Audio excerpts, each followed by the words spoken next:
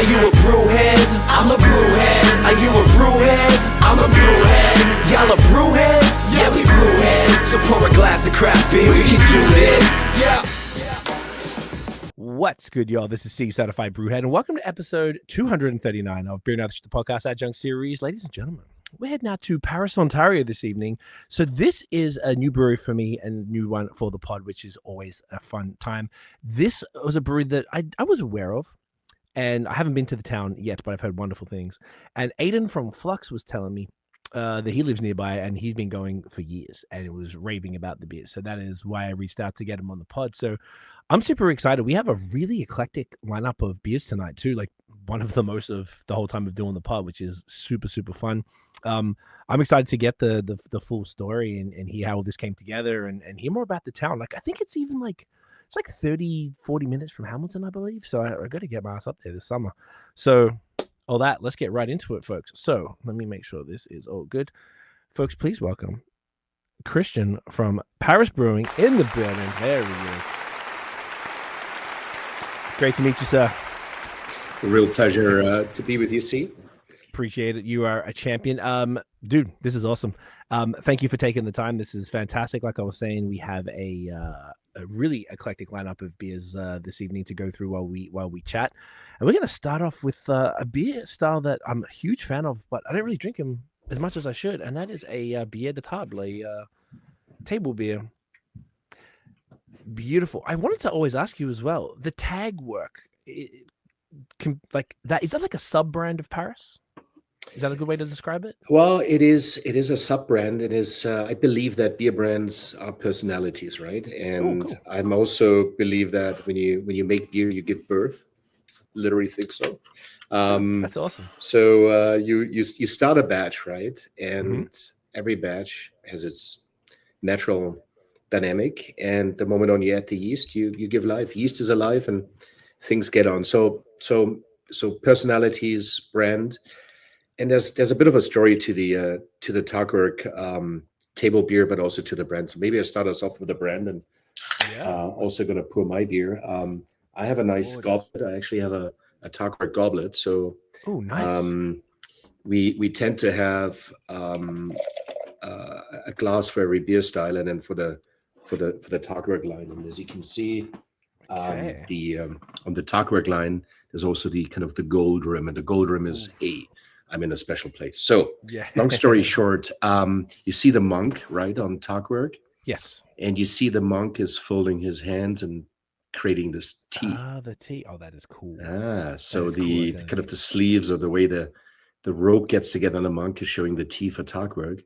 And of course, you're going to pick up my German accent here. So Tagwerk means a day's worth of work, and is meant to be getting you into a space of celebrating. And for me, every time you crack a beer open, it should be a celebration of something that's unique, but also always thinking of the work that got in, the talent that got in, the art designs. And the monk is also the symbol of the city of Munich. There's a young monk in the city crest. I was born in Munich, but I was also born on a farm. And Tagwerk is the old ancient unit of 1 acre. And so pre-industrialization, 1 Tagwerk equals 1 acre, and that's what a farmer could cultivate. So for me, it's kind of the link to my farming roots. It's the link to where I was born. And most important, it's the celebration of a day. So I love the idea you work hard, you have a day, or like in today's world, we can all be fairly depressed watching the news, but you know what, you celebrate what you did, and you celebrate your friends, great beers, and everything that you have. So it's a celebration beer. And in the Tagwerk line, we have more characterful beers. And somebody says, what qualifies a Tagwerk beer versus a Paris beer? Well, we all brew them in Paris. It's just I go a bit more eccentric, but not too eccentric, and I go a bit more deeper into maybe some historical styles. Gotcha. That makes complete sense. Oh, with that, sir, great to meet you. Cheers. Cheers, yeah. So, and then the Tafelbier is the little brother of the triple that we have. We won silver at the Canadian Brewing Awards a few years ago for our triple. Okay. And Well done. when I used to travel more into Europe, I would enjoy Orval. And Orval, I just love the Brettanomyces taste of an Orval. So I created a triple that also had some bread, some really good mothership funk, where I got the yeast from Escarpment Labs. Long story short, I wanted to create a beer that has less RPMs, and I looked into table beer, I looked into Kentucky Common, the grisettes, etc., and I kind of settled on a classic 3% table beer, but I added 3% rye as well, and so you have a bit of a rye nutty note.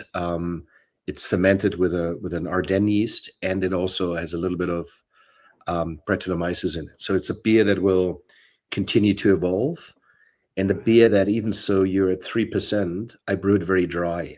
So arguably, most brewers make the beer a bit heavier because there's very little substance at 3%. Of course. I went the other way. Says no, I like dry beers, and I like beers that just don't fill me up, and beers that always have an eloquence. And you will find with all Tagwerk beers and beers from Paris that they are fairly high fermented. I believe they help drinkability, and there's different means in how you create character. So the rye, the nuttiness, the color that you get from that, a bit of oat in it too, of course.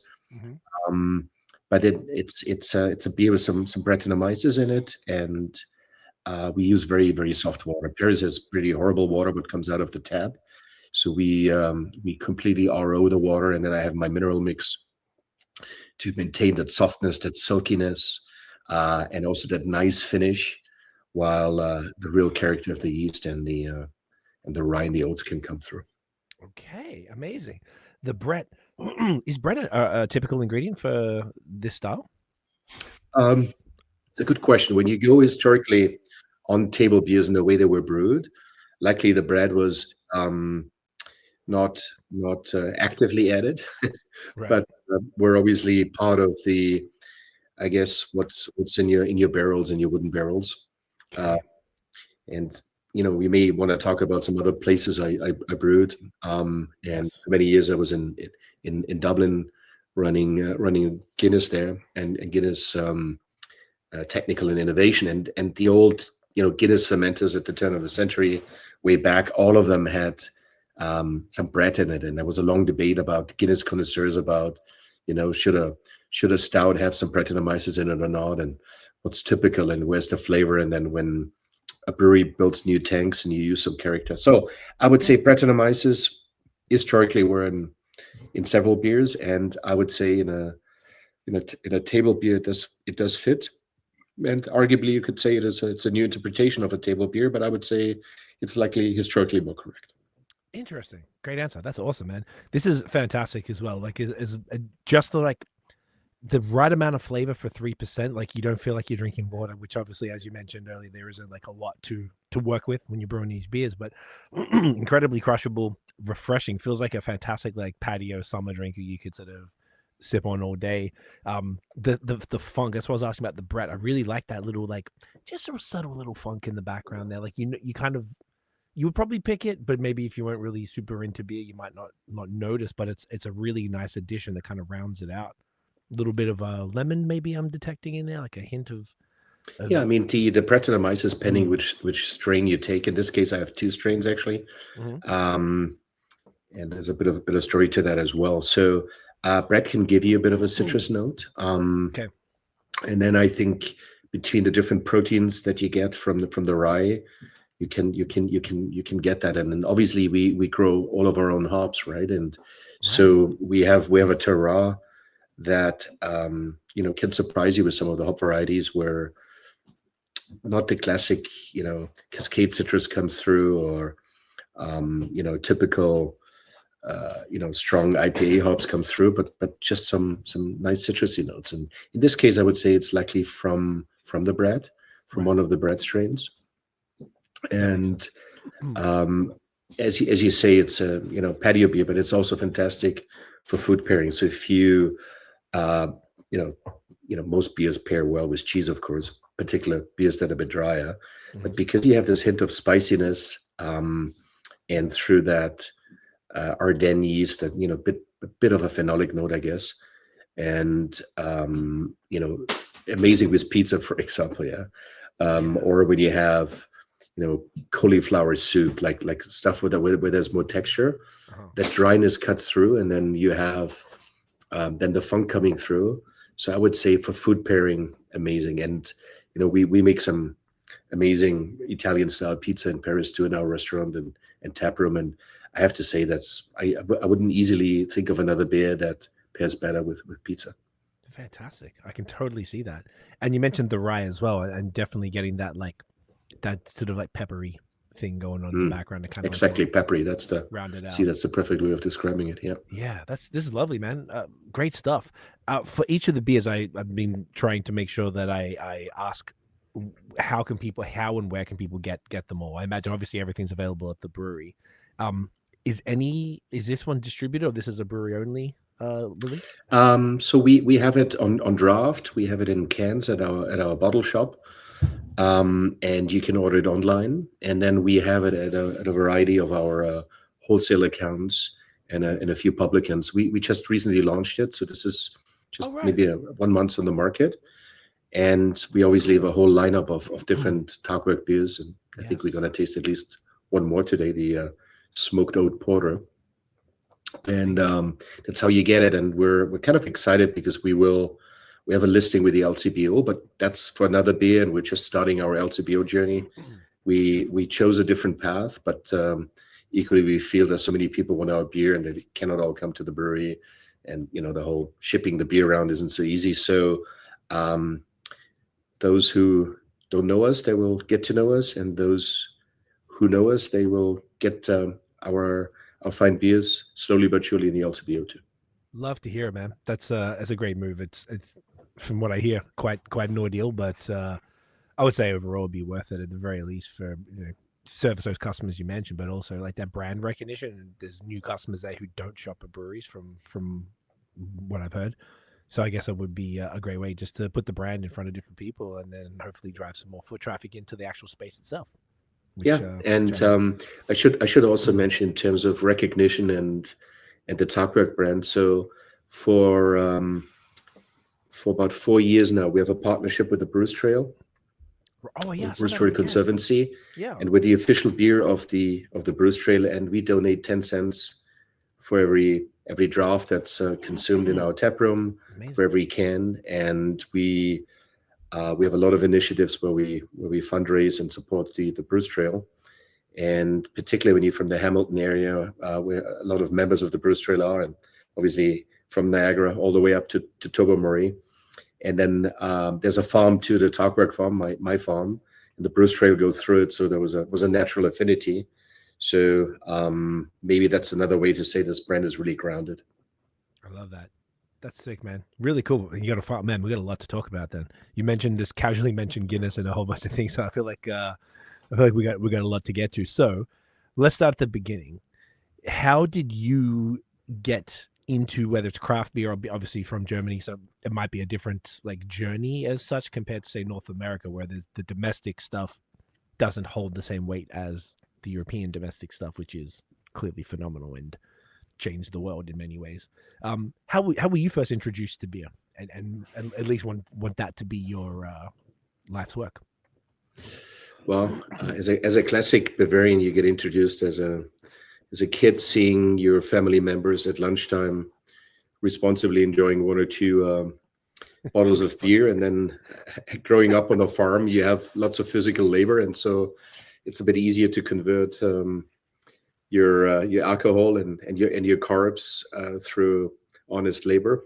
Mm-hmm. But also at the farm, I would look outside and I would see the chimneys of the local brewery. I would see the barley fields, and so in today's world, we talk about circular economy, right? And how smart everything is. And I grew up in a circular economy where the neighbor was the guy delivering the beer, and the other neighbor was the guy making the beer. And the pond where they were cutting the ice to cool The beer cellars is where we learned to play hockey, and the Bavarian version of curling, which is Eisstockschießen. And so I think it's very easy when you grow up on a farm or close to a village, because in the old days there were breweries all over, and I was always fascinated seeing those copper vessels, seeing the whole myth around alcohol, the amazing buildings. When you think about historical brewery buildings, were pieces of art. Big windows where you see the vessels, and then the beer garden, and then the beer caves, and the whole myth about it. And so as a kid, that fascinated me. And I think I was about 4 or 5 years old. My grandmother, who raised me, told me, you were very interested in a book on how to make lemonade. And I think my first desire was to become a lemonade maker. And so I think beverages, farm, barley, growing your own stuff, copper vessels, and enjoying at maybe a bit too of an early age the amazing lightheaded feeling when you drink a good pint of beer is what hooked me. Oh, that's amazing. I have heard that the beer culture in Europe is so different to whether it's not like other Western countries, for example, just for that exact reason that you described. Like it's such a like everyone drinks beer type of thing, so it's not a big deal if you're 10. Here you go, mate. Crush a pint. Was it like only was beer? I guess beer was around all the time within your family. It sounds like. Interesting enough, all of the breweries always made soft drinks too. Oh, cool. And so I mean, I had a beer and then maybe too early of an age at a celebration, like a farmer gets married, and the farm I grew up is a horse and dairy farm, and so you would take the horses and the horse carriage over to the neighbor to celebrate their wedding or their engagement, and everybody would get a beer, and somebody would cut a tree down, which will become the wedding tree or the maypole tree, and then you would get a beer. So it's more linked to rituals, and I would say not so much to binge drinking. And as much as you can say, Europe people drink beer earlier, every European country has a slightly different relationship to beer. In Bavaria, beer is really considered to be liquid bread. Right. Believe it or not, beer is in the constitution of Bavaria as such, not as a drug or something that makes you dizzy, but as a nutritional foodstuff. No way. So I think the affinity is more about, and the respect to breweries has always been more about, there's a real art, and there's a certain honor by the Brewers Guild and by the breweries in the way they decorate the beer garden, and the way, again, the buildings were, and it was quite something, when the brewer delivers the beer, or when you sit in the beer garden, or when you see in the winter when they're cutting the ice out of the pond. I mean, these are amazing things, and I think they also have to do kind of with ice, water. You see the steam or the smokestack going, so all these elements and the intensity of those elements that weave it more into the natural fabric of every village, and hence my comment earlier about a circular economy, than it does in places where you're 15, 16, 17 and you sneak some beers or some alcohol, you get drunk and you don't feel well. There's something about starting a bit earlier and starting it more as a normal element rather than the secret element. Yeah, I couldn't agree more. If it's just around and it's like you don't have this urge to do it and be naughty or whatever, and then have too much and be irresponsible. On the comment about the Constitution of Bavaria, I had obviously Hofbrauhaus. Mm-hmm. There's one in Buffalo, so I had the Braumeister there on recently, and he was saying because they're like a satellite brewery from them, so he has to work. He's not allowed to even touch the water. He can't add, because of the Reinheitsgebot, he can't add like any minerals, nothing at all. And he said it's literally illegal because the government partially owns the brewery. Like it's like because it was from the king, one of the kings or something. So it's like that kind of blew my mind. And then now you're saying that it's beer in Bavaria is in the constitution as a nutritional thing. So it's kind of like very tied in to the culture in a way that's like kind of it reflects what you're saying about growing up. It's not that much of a big deal. You just don't have to beer. It's around whatever. You just have a beer. You don't have 12 all the time. Maybe sometimes, but more than not. And it's just I didn't realize how ingrained, I guess, it was. The more I feel like I've been learning a bunch more about it recently. That's it's fascinating. That's so cool. It is, and it's also, I mean, craft beer in Canada and in other places is emotional, but it's very emotional in Bavaria, where the loyalty that you have to a brand is just crazy. Yeah. And I was a head brewer at Augustiner-Bräu in Munich, and No way. in 2 years they celebrate 700 years of continuous brewing. Jesus. I mean, I can tell you, even so I worked there and now I don't. I'm still so enormously proud of a brewery that has accomplished 700 years of brewing. It's just crazy. Yeah? And there's people who will never touch a Hofbrauhaus or Spaten or Löwenbräu or another beer, because that's what the family drinks. So that's what they feel in love. And there's obviously others who go with other breweries and feel the same. And again, in the village I grew up, in the neighboring village, you drink the beer from your village. You would not touch the beer, and you would select the restaurants, the bars you get into, like who has the beer from your village. Again, in a stupid way, and maybe a German way, I don't know, but there's a loyal element to that. And then even if the beer has some off flavors, when I grew up, a lot of beers had whatever diacetyl had a buttery flavor, or they had well water that was very high in iron, right? So you get beautiful head formation, but the beer also, the flavor ages quickly. So that Guinness, by the way, till some changes were made, there was just too much iron in the beer, and the beer basically rusts, ages quicker, and changes the flavor stability. So, but long story short, it's the loyalty, it's the appreciation. And I think what we all need to learn is appreciate food stuff better. This isn't reserved for beer. I mean, obviously I'm in the beer business, but bakers, knowing how much effort there is to make really, really good bread, and many other food stuff, or the restaurants where you really know that they're not just making, ABC soup here, but have skills, really have fresh food, make sure it's nutritionally healthy and not over salted and whatever it is. And I think we all need to learn to kind of be way more mindful about it. And hence for me as well, Tagwerk is about mindfulness. It's really about, hey, slow down, think about what you taste, like tell me how often you taste that and what it does and how it kind of gets you in a different space. And I'm 41 years brewing, and started early, age of 15, but I'm not tired 1 minute. I have the same passion or even more, just because there's so much richness in the product, in the story, the history, the science, right? And again, blah blah blah. But once you put that moment in, and once you can teach people, once you can make people ambassadors of that whole category, you can translate that into other food categories. But food for me, beer, beverages, water, you name it, it's something we should celebrate and thankful for, and not seen as a guaranteed thing that we can get.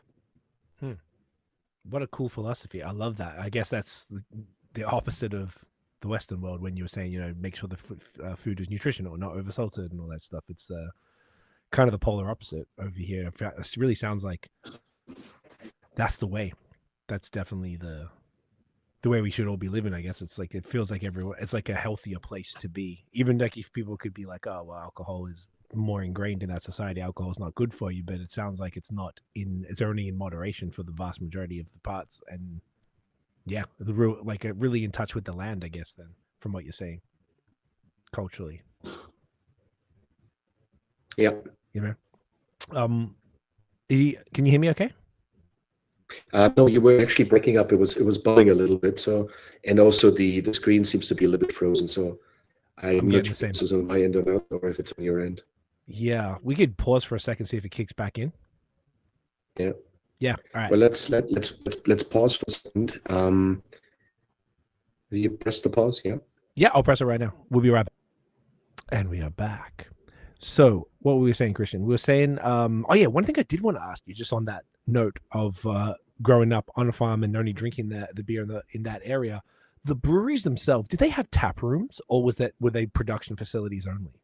No, all of them have tap rooms, and a classic Bavarian tap room would have two sections. One section where they call it the Schwemme, one section where you go, and similar to what you have in Ireland and in England, actually, where men go to drink more beer.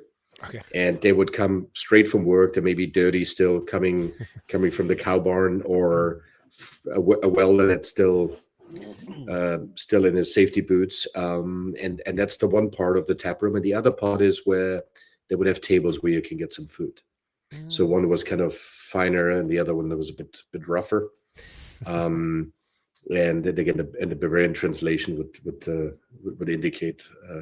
Basically, one would be a rough translation, the flood zone, die Schwemme, and the other part would be das Wirtshaus. That would be the more you sit down and have some food. So absolutely, all of them had it, and all of them also would have obviously the branded glasses. Would have a fairly simple menu, very basic very basic stuff, and then only for special occasions. They would extend the menu, and then most breweries would have a big event room upstairs. So it was really, really cool. It's just the nature of a building. When the cool ships were upstairs, there would always be a section where there's no cool ships, and they would have events room up to 500 people, 200 people, and that's where the village then celebrates carnival, where the village celebrates funerals and weddings and whatever. And so the brewery therefore also becomes your social center, because it's your arena. The brewery is your arena, is your event hall, and or theater groups would all go in the brewery, and then they, drink good beer before, drink good beer after. So hence, you're so much more integrated into life. Interesting. That was going to be my question. Like, is it more integrated there than it is here? And it sounds like clearly so. What was the brewery in your town? So the brewery in my town doesn't exist anymore. The building is still there. Was called Rampel, R-A-M-P-L, Rampelbräu. And I did my apprenticeship actually in another village. The brewery was called Amitsbichler in Aschau am Inn. Sorry, guys, for all the German. No. And that was a 20,000 hectoliter small brewery, making with a restaurant, tap room, but also forest and its own cooperage. So in my apprenticeship, I learned how to pitch the barrels, how to fix the barrels. And in the winter, beer consumption usually was down. I would help in the forest. I would help cut trees. I would then also fix all the cooperage. And life was good. And then eventually I moved to Munich, and after my apprenticeship and being a journeyman as brewer in Malster, I became one of the senior brewers at Augustiner-Bräu in Munich. That's crazy. That is so crazy. That might be a good a time to jump into the next one, and then we'll continue the story. Yes, and also I don't want to talk too much about the old world. It's all fun and good and shits and giggles, but I don't want to bore anybody with the old world. We're in the best country in the world, and let's talk more about what we can do here. Respect. I don't think anyone would be bored, by the way. I'm genuinely, absolutely fascinated with it. It's the coolest thing because I know the least about it. I know all about North American stuff and everything, and I love it. I just don't know jack about that, and I've really started to dig in, and I don't get so many opportunities, and I imagine most of the audience would be pretty interested as well, but obviously, which is just the intro, but trust me, it's not boring at all. It's phenomenal. Christian, what are you thinking next, my man? Good question. So let's be a little bit punk style here, and we can still have a little bit of link to rest of Germany. I would suggest the Salty Stinger. Yes. Which is a blue raspberry Gose. Baby. I noticed I lived in Montreal for 10 years, and I felt like in Quebec, there was a ton of Goses. I felt like I drank them all the time. And then I had someone from Quebec on this year, late last year, and a Gose was a part of it. And I was like, oh yeah, I couldn't even think of the last time I saw one. Have you found the same? Are they not as common in Ontario? It's a good question. I think there was maybe a time for some Gose, maybe 5-8 years ago, where some people played with it.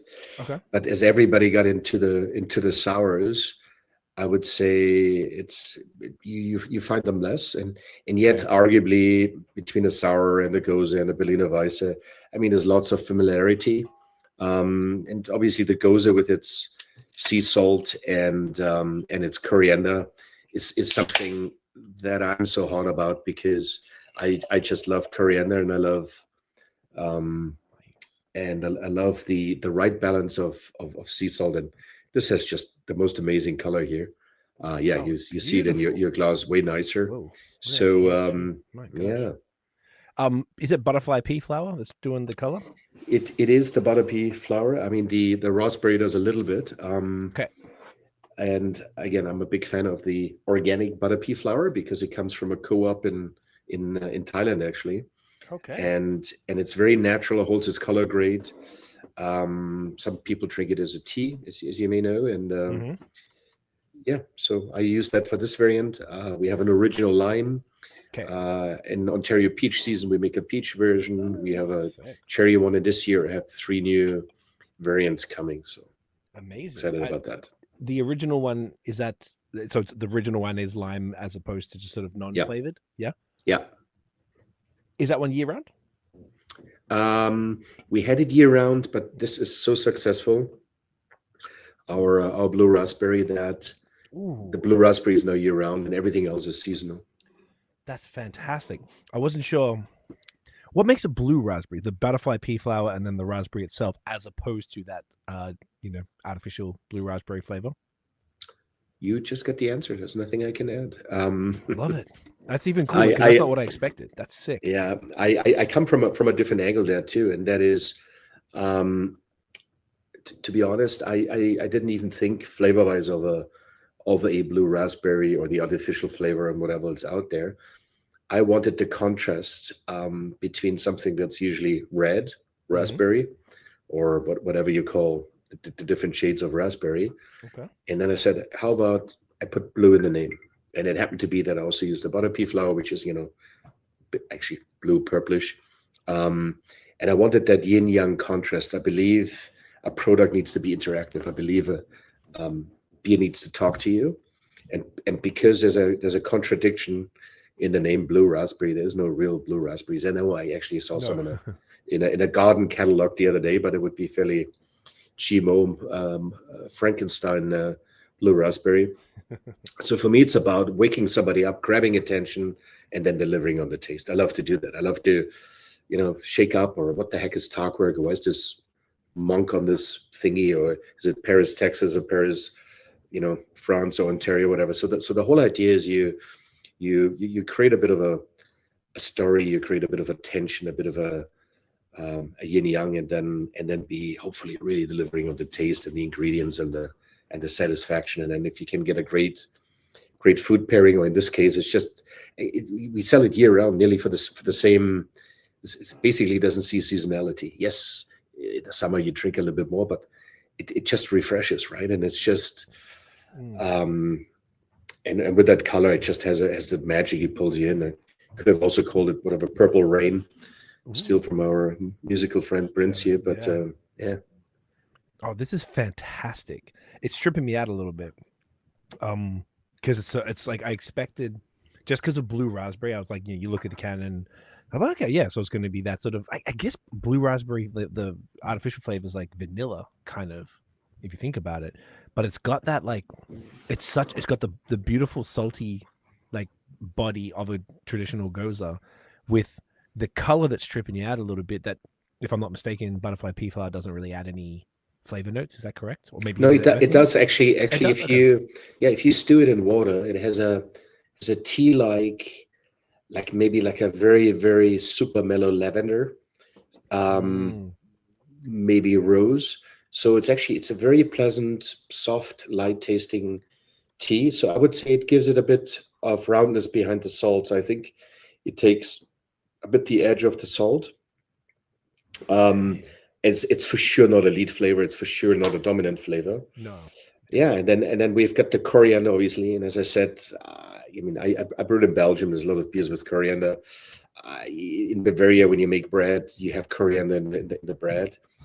And I just love it. I could put it everywhere. You know, when I make salmon, when I smoke salmon, I put coriander on it. In mustard, I put a bit of coriander, and it's just I'm just hooked on that. No, then coriander has a high amount of linalool and citrus in it. So and depending on where the coriander is grown, if it comes from Turkey, from Iran, if it's grown in North America or even Canada. There's different oils in it, different terpenes, and that makes coriander also very interesting because you can have different facets of the coriander note, as you have it in a wheat beer or Blue Moon, Hoegaarden, you name it. And we also take a bit of lemon rind. So there's a couple other hidden little flavor blocks in there that add a bit of complexity.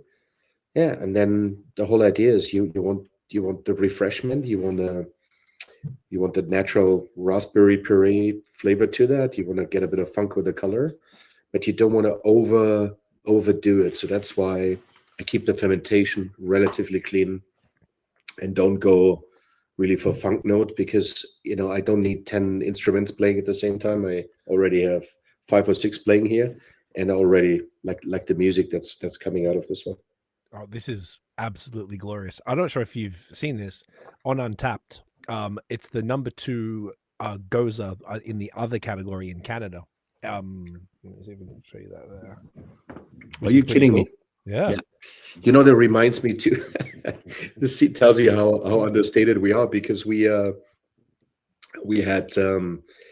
we believe it or not, I think it even came in the mail from Untapped, a certificate, and we won best gluten-free beer in Canada. That was like 3 years ago. And for our amphora, and it's not one of the beers we have here today, but you're welcome when you come to Paris, or anybody who stops by. I'm happy to crack an amphora open with you. And we won that, and was very surprised because it's a great beer, of course, but it's also a bit unique because it's 100% sorghum, and therefore not for everybody. So this is even better news that our blue raspberry isn't doing that bad. It's I'm not surprised. This is genuinely fantastic, and I think, did I see another one here? I'll let you know as I go, because I always just check in as I drink them. There might be others as well. So that's the community award. So it's based on just people liking the beer and rating it high. So, but it's not provincial, it's countrywide. Which is it's a good look, man. Particularly as if you guys aren't really I guess you don't have much of a focus on Untapped. It's not something you guys particularly care about that much. No, I to be honest, I care about a lot of things, but I run out of time, and it's a two-sided thingy. So of course, social media is important. We do that, and we try to do a better job.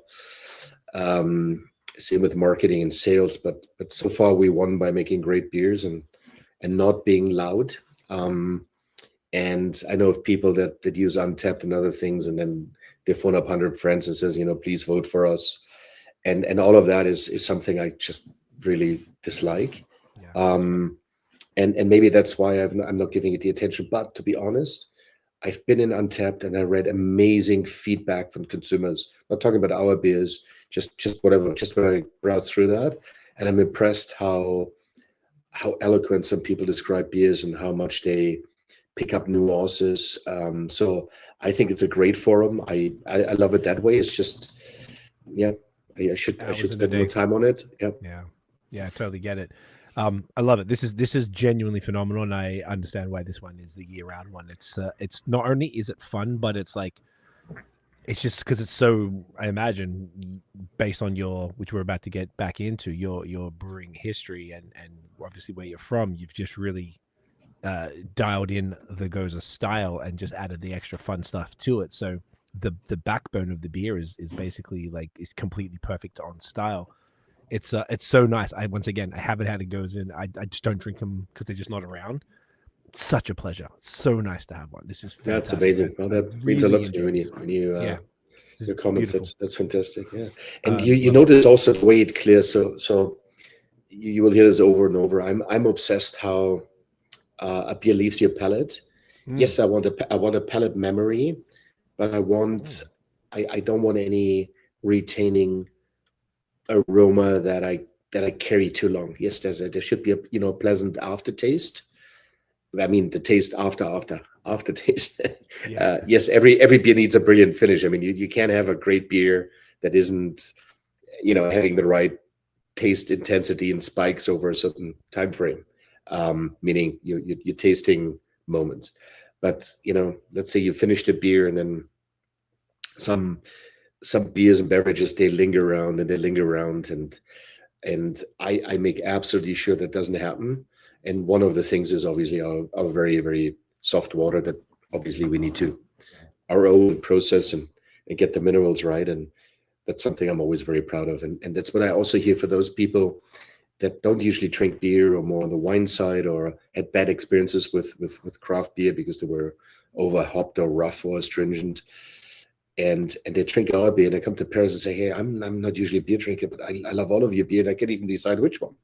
And I'm not saying this with any iota of arrogance. It's that softness, right? It's that the finish, the memory just does not leave a bad impression. And I think if I would coach a young brewer, I would always say, you know what, you may have a strong opinion about how the intensity of the beer should be and how much you want this one hop coming through.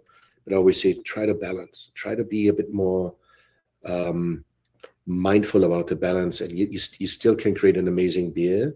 And I'd rather have them drinking 2 of the beers and feeling fantastic than just one that's just super intense in whatever level of intensity there is. So I think as brewers, we're like chefs. You need to balance out sweet and sour. You need to balance out,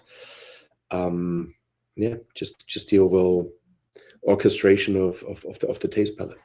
I love that. It's I feel like that's very much in line with your the history of where you've been and what you're doing. It's I feel like the North American side is often a little bit more wild and zany by nature, and Bavaria is known for that sort of restraint and that delicateness and not going too crazy and to the point where there's a damn law about it.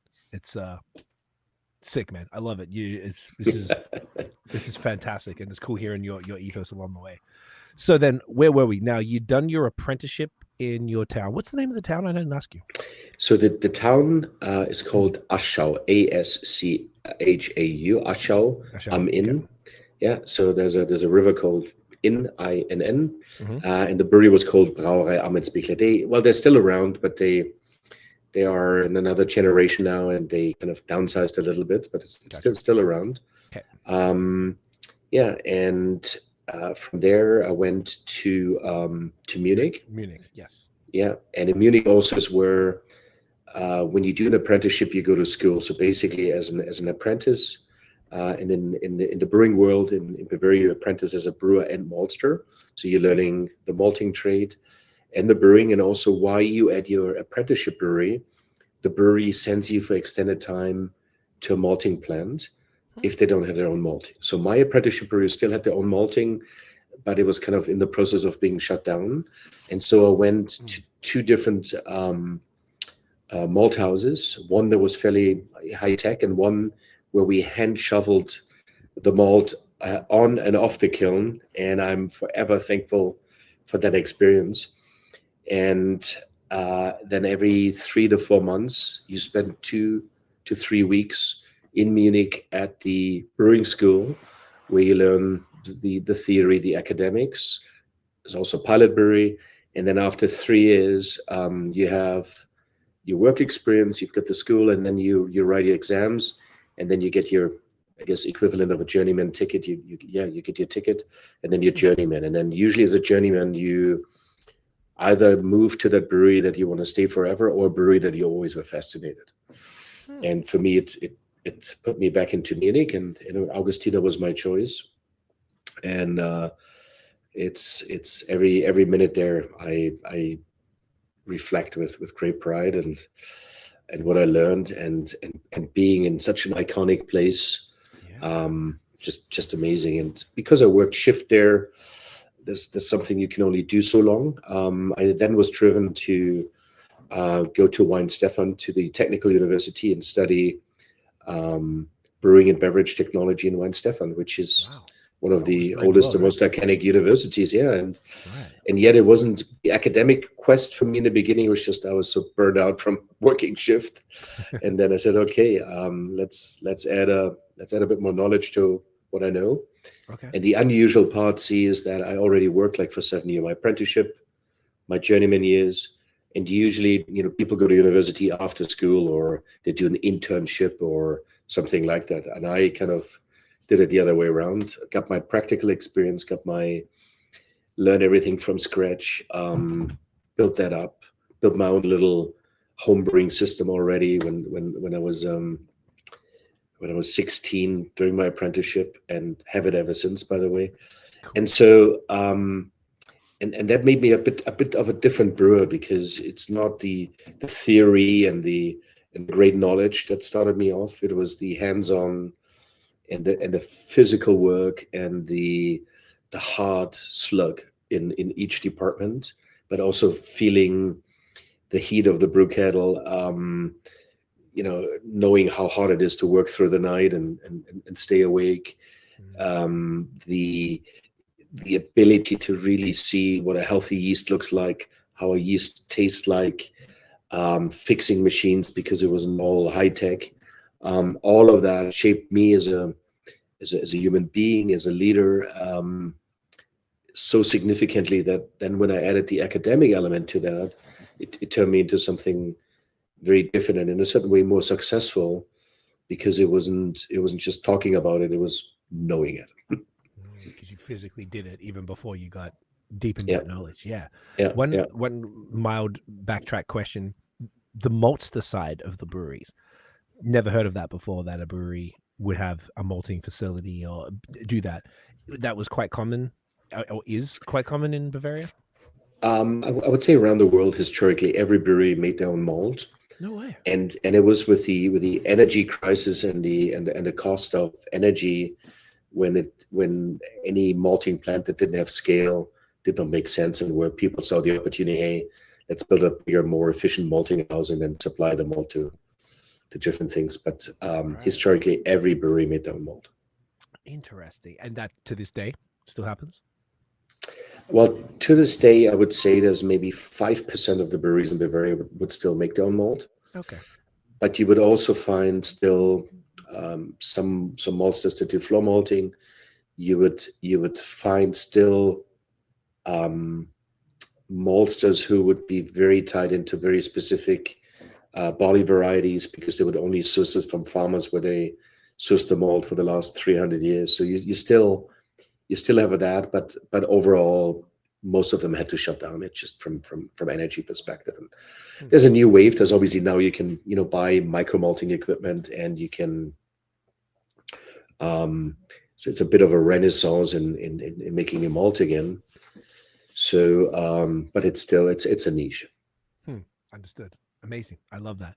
So then, Augustiner, the Weinsteffen University specifically. Yes. So you didn't work at the brewery; you went to the beer university. Essentially, that was. I went to the beer university, and at that time, there were two breweries. There's the Weinsteffen brewery, which exactly like the Hofbräuhaus is actually owned by the finance department of the Bavarian government. Right. So Hofbräuhaus is 100% owned by the finance department.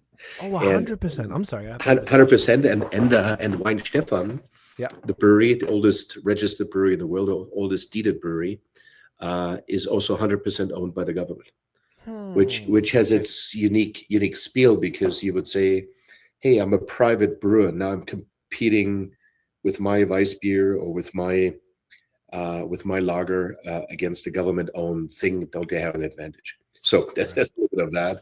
And there will be people never drinking any government beer because, hey, the government should not have an advantage. So like anything else, people can be polarized. And yet it's fantastic that those two breweries are government-owned, because they would have been wiped out in between. And this way they stood steady. Right. Okay. That makes total sense that people would be pissed and not drink the government beer. I totally get it. And it's government because of the king thing, right? Like it was owned by a king and the king became the government or whatever. So then it just transfers on. Is that right? It is. but also because breweries always paid taxes that were in different brackets. And sometimes there's more than 2 breweries in Germany that are government owned. I forgot the exact number. I would be lying, but let's say there's maybe 8 or 10. And there's also breweries that are owned by villages, by the municipality. Oh. So not so much the government, meaning the province or the state, or federally, they're owned by a municipality.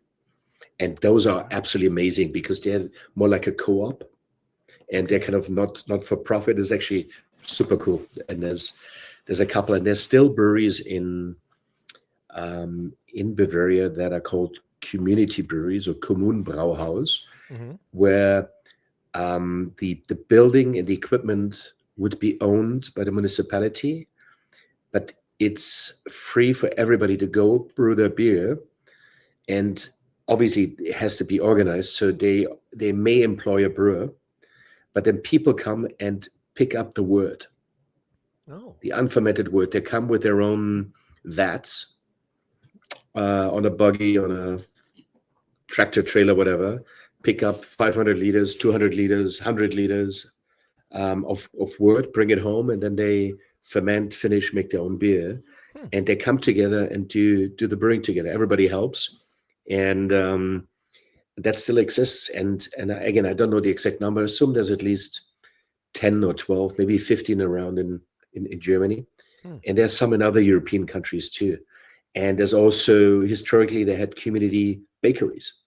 So the municipality had a big old baking house, and you would come, you would use it, you bring your own firewood, and then all the bakers would work together to make it. And for me, the thing is not any more powerful than what we're all trying to do is build communities again, right? And we already know beer builds communities, and beer pays taxes, and beer is a social lubricant. And so it is with that. Whatever you do in the community, it has the benefits are multi-layered, and so it is with these community brauhouses, with these little community brewing locations. Very fascinating. So see, when you come to Paris one day, I can show you some, give you some names, show you some pictures, or if you ever want to be introduced to do a podcast, would love to do it, because it's a whole other spiel. Oh, dude, it's crazy. It just sounds so different. Everything you're telling me is just like, it's a complete sort of opposite of everything that I've learned since in the last 15, 16 years since I've really been into beer. So not even close to your world, but it's all such one way. I'm from Australia, obviously. Australia, Canada, the States are the main places that I've sort of been around beer, and it's all basically the same. So then hearing about all of these things is just, I've been to Europe, but it was 20 years ago, so I didn't know jack about beer back then. I went to Berlin only. Now I'm like, man, like the top of the bucket list is Oktoberfest, which is one question I had to ask you. Is that it's the big thing, obviously, but is it like in the town, and like, does everyone in Bavaria do it? Is it the big deal, or is it kind of this like, do perhaps locals look at it as some stupid touristy thing? Like, what's the general vibe on just Oktoberfest, the feeling from real Germans?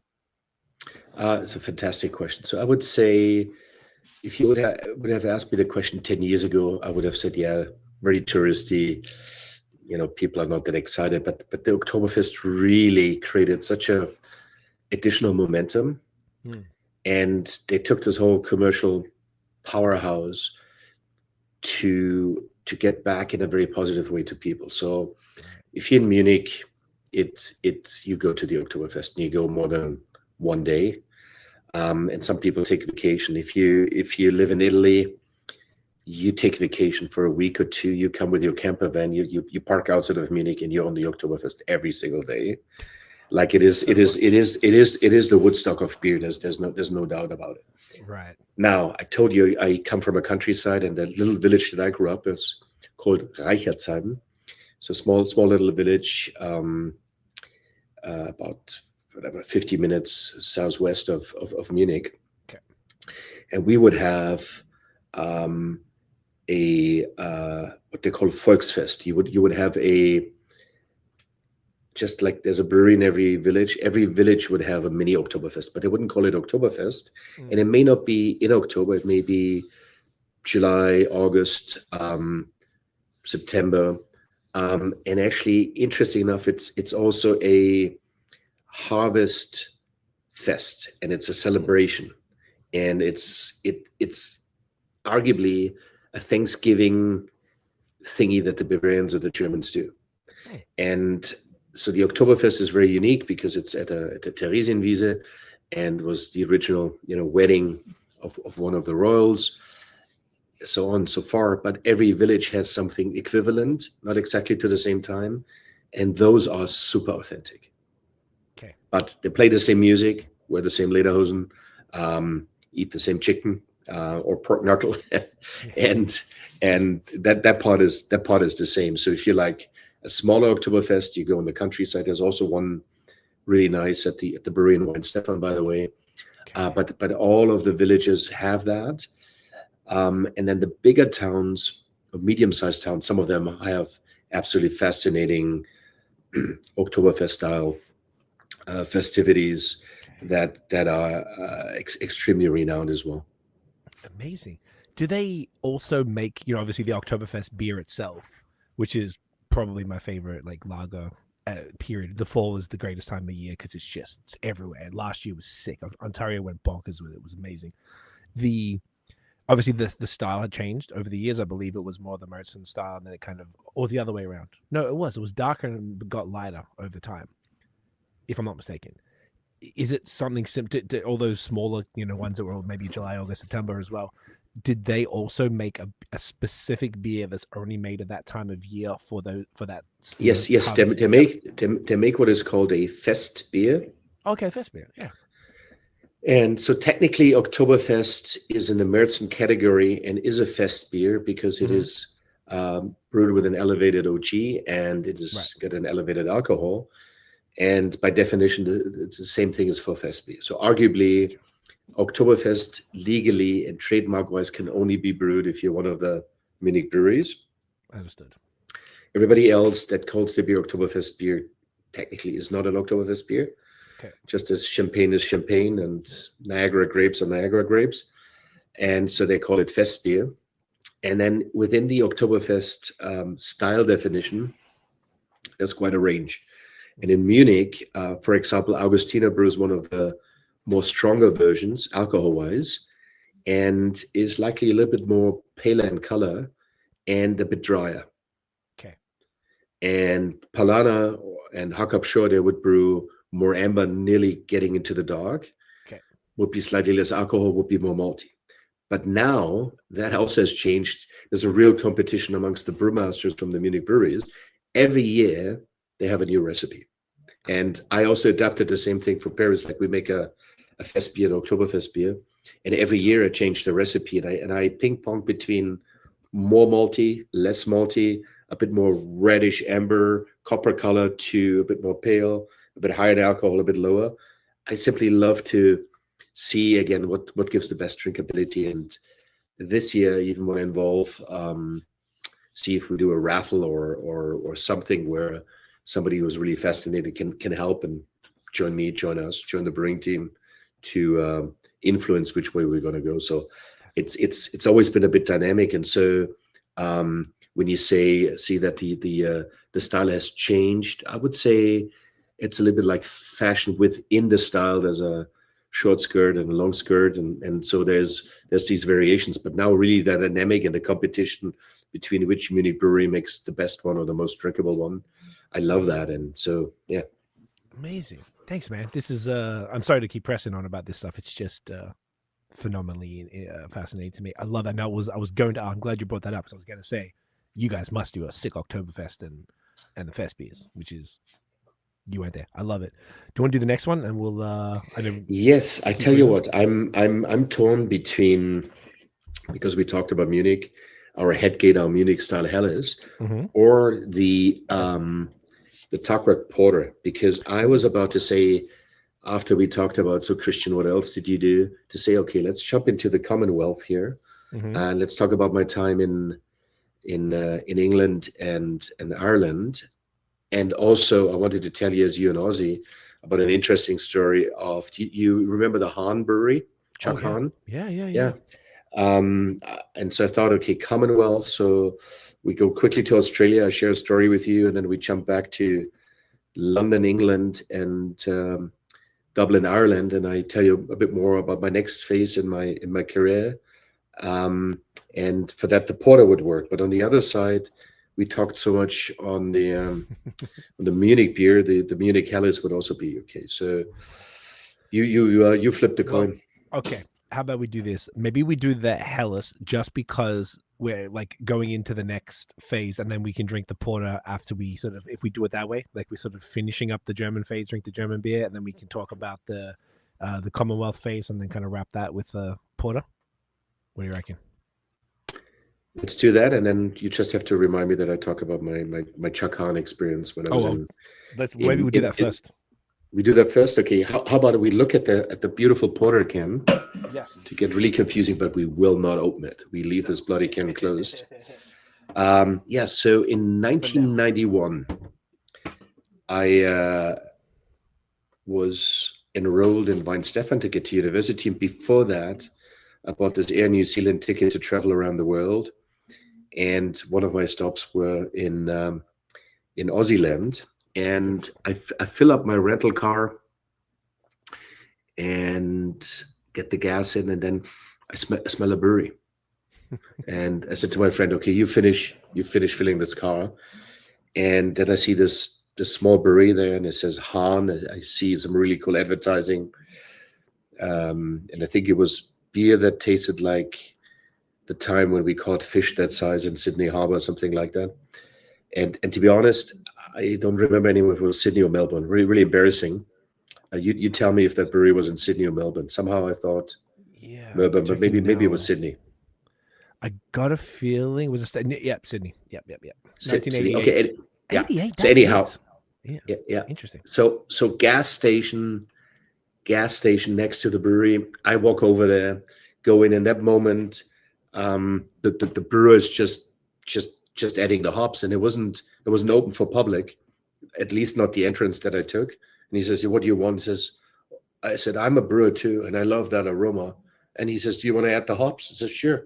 So while my friend filling up the gas, I walk into this brewery, just kind of door bounced myself in, added the hops, and got talking. I was Chuck Hahn, working on the brew. And then later on, I learned he was ex-big CEO of Coors, or very important person at Coors Brewery that he just had left Colorado, went to Australia, opened up the brewery, and so I guess it's not necessarily an exciting story, but the story for me is it's representative of my passion for beer, where I would stop filling the car just because I needed to go to that brewery and then make myself in, add some hops, and I think this is the amazing thing about those who make the beer, those who love the beer. We can immediately kind of connect with each other, talk to each other, drink, and joyfully, convivially celebrate. And nobody's a stranger. You immediately you have a connection right through the beer. So that's my Commonwealth. That's why we had the Tagwerk Smoked Oat Porter, but we park it till we get back to Dublin. Yes, I love it. That's awesome, man. And that is like a legendary Aussie brewery. And we drank that. Well, it was a Sydney beer, so in Melbourne, I never really liked the Aussie beer that much, but it's great now. Yeah. That's a pretty like fortuitous place to find yourself into a brewery like that. That's now like super. They're bought out obviously, and they're everywhere. So to have that experience very randomly, there is pretty cool in connecting you to the Aussie beer culture. I love it, dude. And now we're gonna crack into the German Helles right here, the Head Gate. Look at this gorgeous guy right here. You just said German Helles. It's a Munich Helles. Oh, I'm sorry. I apologize. So is there a difference between a German and a Munich Helles? Yes. Actually, there is. Actually, to be honest, Helles is really a Bavarian style. Oh, and I told you I didn't know shit about this. I'm learning. Anyhow, I like the sound. Teach me. Well, do you have a Billy? No, you take more of a Czech style here. I'm taking my my Willy Becker here. Yes. I guess it is a Czech glass. Is that sacrilegious? No, not at all. No, it's Okay, I really love the Czech glasses. I love Czech beer. It's I so think nice, they kick ass. What is the difference then between a German and a Munich Helles? Is it? I mean, Well, there is no German Helles. There's obviously a German lager. There's a North German Pilsner. There's a Southern German wheat beer. So there are geographic differences, but really the nature of a Helles is this kind of, and I'm saying it maybe in a weird way, this kind of mainstream, easy quenching, slightly malt sweety, not too high in hop, easy drinking, not too high alcohol lager. Okay. X years ago, most of the Munich Helles were actually really under hopped and weren't highly fermented, had quite some residual sugar. They were quite sticky, as I would say, and I would usually not drink them. But they were like, what the Budweiser story is, or the North American mainstream. A Munich Helles was your mainstream lager beer, but it wasn't. Right. And it's maybe sacrilegical what I'm saying here. It wasn't necessarily the best beer, because it was so. Yeah, it was too sweet. It was too whatever. However, the Helles beers around Munich, I think, had a bit more character, were a bit more interesting, to my opinion. And there's other opinions too. But now there's this big wave again on the Helles, and all of the Helles, like one Helles is better than the other. So now the Helles has become really more balanced, better drinkability, drier. The hop is driven up a little bit. And I mean, on our Helles, even so, again, we grow on hops on our farm, on the Von Edgar farm. Right. And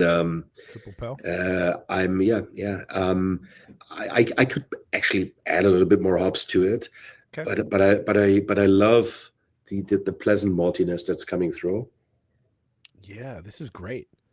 And nearly like an oily note through our hops, like the mouthfeel, like very soft and round, and it's just you can just keep on drinking, and you don't need to talk a lot about this beer, so it's not that exciting that. It's just an awesome good beer, and it doesn't try to be more, it doesn't try to be less, and it just delivers. I couldn't agree more. Like the Helles is exactly that. It's the one where it's sort of like you think about it the least, compared to say like, I don't know, like a Czech Pils, where it's like the bitterness is much more pronounced. I feel like the Helles is sort of like I know what you were saying when you're saying it was sacrilegious. Like it is kind of, you could argue it's not the most exciting style, but it's like you don't want to think about it too much, or you don't want to be overwhelmed. Maybe because some people do feel that the bitterness in like a Czech style is too much. I've heard people say that before, which I get. No, it's fine for me. It's fine for you, I'm sure. But maybe if people are maybe more of a domestic lager type of person, then this would probably like scratch that itch a lot more. I imagine this is probably a pretty good gateway beer for that reason. For folks who come in, they're like, "Give me something that tastes like Coors," and you're like, "Well, try this one." Type of thing. Yeah. So I mean, particularly at the farmers market, I sell our beer at the Lions Head Farmers Market up on the Bruce Peninsula where the Tagwerk Farm is, and so people would say, what would be an equivalent to that, right? Because if you're not in the LCBO, and so far we did not, and obviously now we're getting in. Not everybody knows all of your beers, right? So I would say, I would say it's your Coors Banquet beer. I guess that's how I would elevate it. And then our mill race Pilsner, I would say, hey, it's like a Stella Artois, or like a Czech style beer, because it's a Bohemian Pilsner. So I do make those comparisons, and to be honest, I don't feel bad about it to compare your beer style with a mainstream beer. It's not the beer I compare, it's the style, and it's the direction. Yet this is obviously 100% malt beer, so the other beers are not. But listen, I don't need to get my ego excited just because I believe the beer is better than some of the others. For me, what matters is that many people drink it and say this is a very Moorish beer, and we love it, and I can see how they order one pint and another pint, and you know what, can have another pint, and that's all that matters. Is till today, when somebody asks me, Christian, what's the best beer in the world? It's just the one that makes you thirsty, the one where you say, you know what, I can celebrate it, I want another one, and I feel fantastic the next day. That's the best beer in the world. and whoever brews that and whoever the brewmaster is, it's all secondary. What matters is what it does to you. Great. I couldn't agree more. I love that. This is fantastic. Now, is this one a year-rounder? Yes, It is. and it's our main seller too. To be honest, Okay. it's Would you call it a flagship then, maybe? it's a flagship. Yeah. Mm-hmm. And it's available, obviously, at everything we're drinking tonight. It's at the brewery, but this one is, I imagine, probably on some, some licensee accounts and things like that. Yes, it is. But also, we have a lot of licensee accounts that want our, let's say, more specialty beers too. But this one will be the one that's going into the LCBO. I can share that. Cool. Well done, man. This would be perfect for it. This would go. I reckon this. Have you got it on tap anywhere in Hamilton at all? Nope. No, I reckon it's not a market. I mean, we go to some of the what's the name of the big beer festival? Because Beer. Because Beer, yeah, that's where we always go and sell it. But I think in Hamilton we're not super active there. Okay, I can see this working in. I just say that some of the beer bars here, I reckon would quite enjoy it. I feel like it's the every beer bar always has a couple. Some of them have Lucas as well to pour it on. Even though I know it's a German beer. How do you like the name Headgate? How do you like the feel of the beer? Oh, everything's fantastic. When you say the feel, the can, you mean? Let me explain. For me, the feel is the totality of the visual, the taste, the name. It's like, how does it feel to drink that beer? I see. It goes beyond the sensory and the organoleptic and the taste. That's a great way to put it. The feel. The gold suggests classy, elevated, and I feel like it's matching that. It's a great ABV, 4.8. So it's got a really nice malty presence as well. So you look at the can, you're feeling like, oh, this is. I'm expecting. I feel like there's almost a nod to some of the German breweries. There's a lot of gold. I feel like in a lot of their artwork. So you're getting that sort of nod from the can, and then the beer's fantastic. It's I'm already halfway done. It's super crushable. It's like really mellow sweetness, tiny little bit of that grassy bitterness in there. As you kind of said, there's like in Helles Lagers is really, I always find it like the hardest ones to write reviews about because there's not as many tasting notes as some of the other beers. There's not as much going on by design. So it's exactly what you described, where this is the type of beer where you'd have one, you're like, let me get another one of those. Because it really hits that spot. And I imagine similarly to the table beer, it would be perfect with food as well because it's not overwhelming. It's not too sweet. It's quite dry in the finish. Yeah, man. I dig it. I love how you describe it because I would say, it's kind of malty sweet, but not a cloying maltiness, like a very elegant maltiness. Yes. And then elegant maltiness. And then comes this kind of maybe even a bit of caramel, and then comes the bitterness that is actually very, very different because it's not an aromatic bitterness and it's not a bitter. No, it sits like in between. It has a unique bitter component that's kind of hidden, but it's there, and it clearly then changes your palate when you go towards the end of the tasting session. And so you're not left with the sweetness that you have in the beginning. You're left with that balance. I couldn't agree more. And you said the word, and I never use it, but I've heard people say it a lot, like moreish. And as you're talking, I'm like, oh, I want another sip. So I was just thinking, I need another sip. And I like when that happens. And I feel like that's the beauty of this type of style, where it's not overwhelming. It's like you just don't have to think about it too much.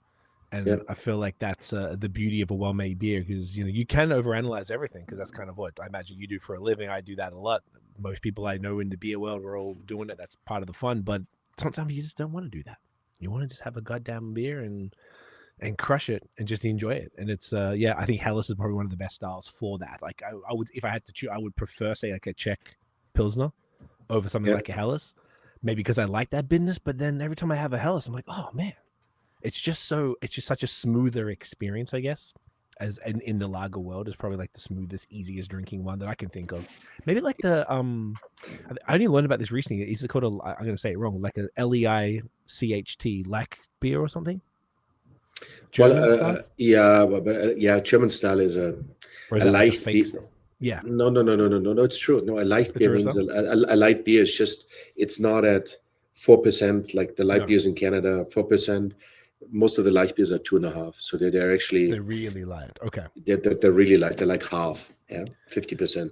Gotcha. And So that'd be a different experience entirely. it's a different experience. But I want to go back to the Helles. So Yes.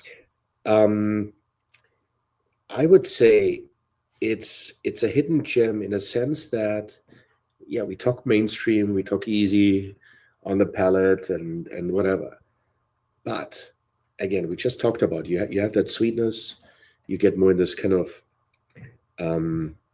slight bitter, but a different bitter, and then it's somewhat of a dry finish. And think about music that can do that. Music that gets you into the sound, carries you through, and then carefully gives you a different vibe and lets you finish on a high without leaving you with that sweetness that you had in the beginning. So I actually think it's maybe difficult to describe. It is somewhat mainstream, but there's a real secret element to that, and how that all clings together, and how the instruments in kind of the beer ingredients, how they all orchestrate each other. I really believe that. So in other words, it's maybe a beer that is more sophisticated than all the others because it has way less to play with, and it can only play on a subtle dimension to do that. But then the satisfaction is very high, so you get more with less. Well said, dude. Kind of things. Yeah, well, I don't know if I can even express it, but that's the thing, because there's a reason why people go to that, and there's a reason why they pick ours, and there's a reason why it puts a smile on your face, because there's just something easy, but there's a sophistication to that. There's more to that than you kind of see, and it's maybe just the overall flavor delivery.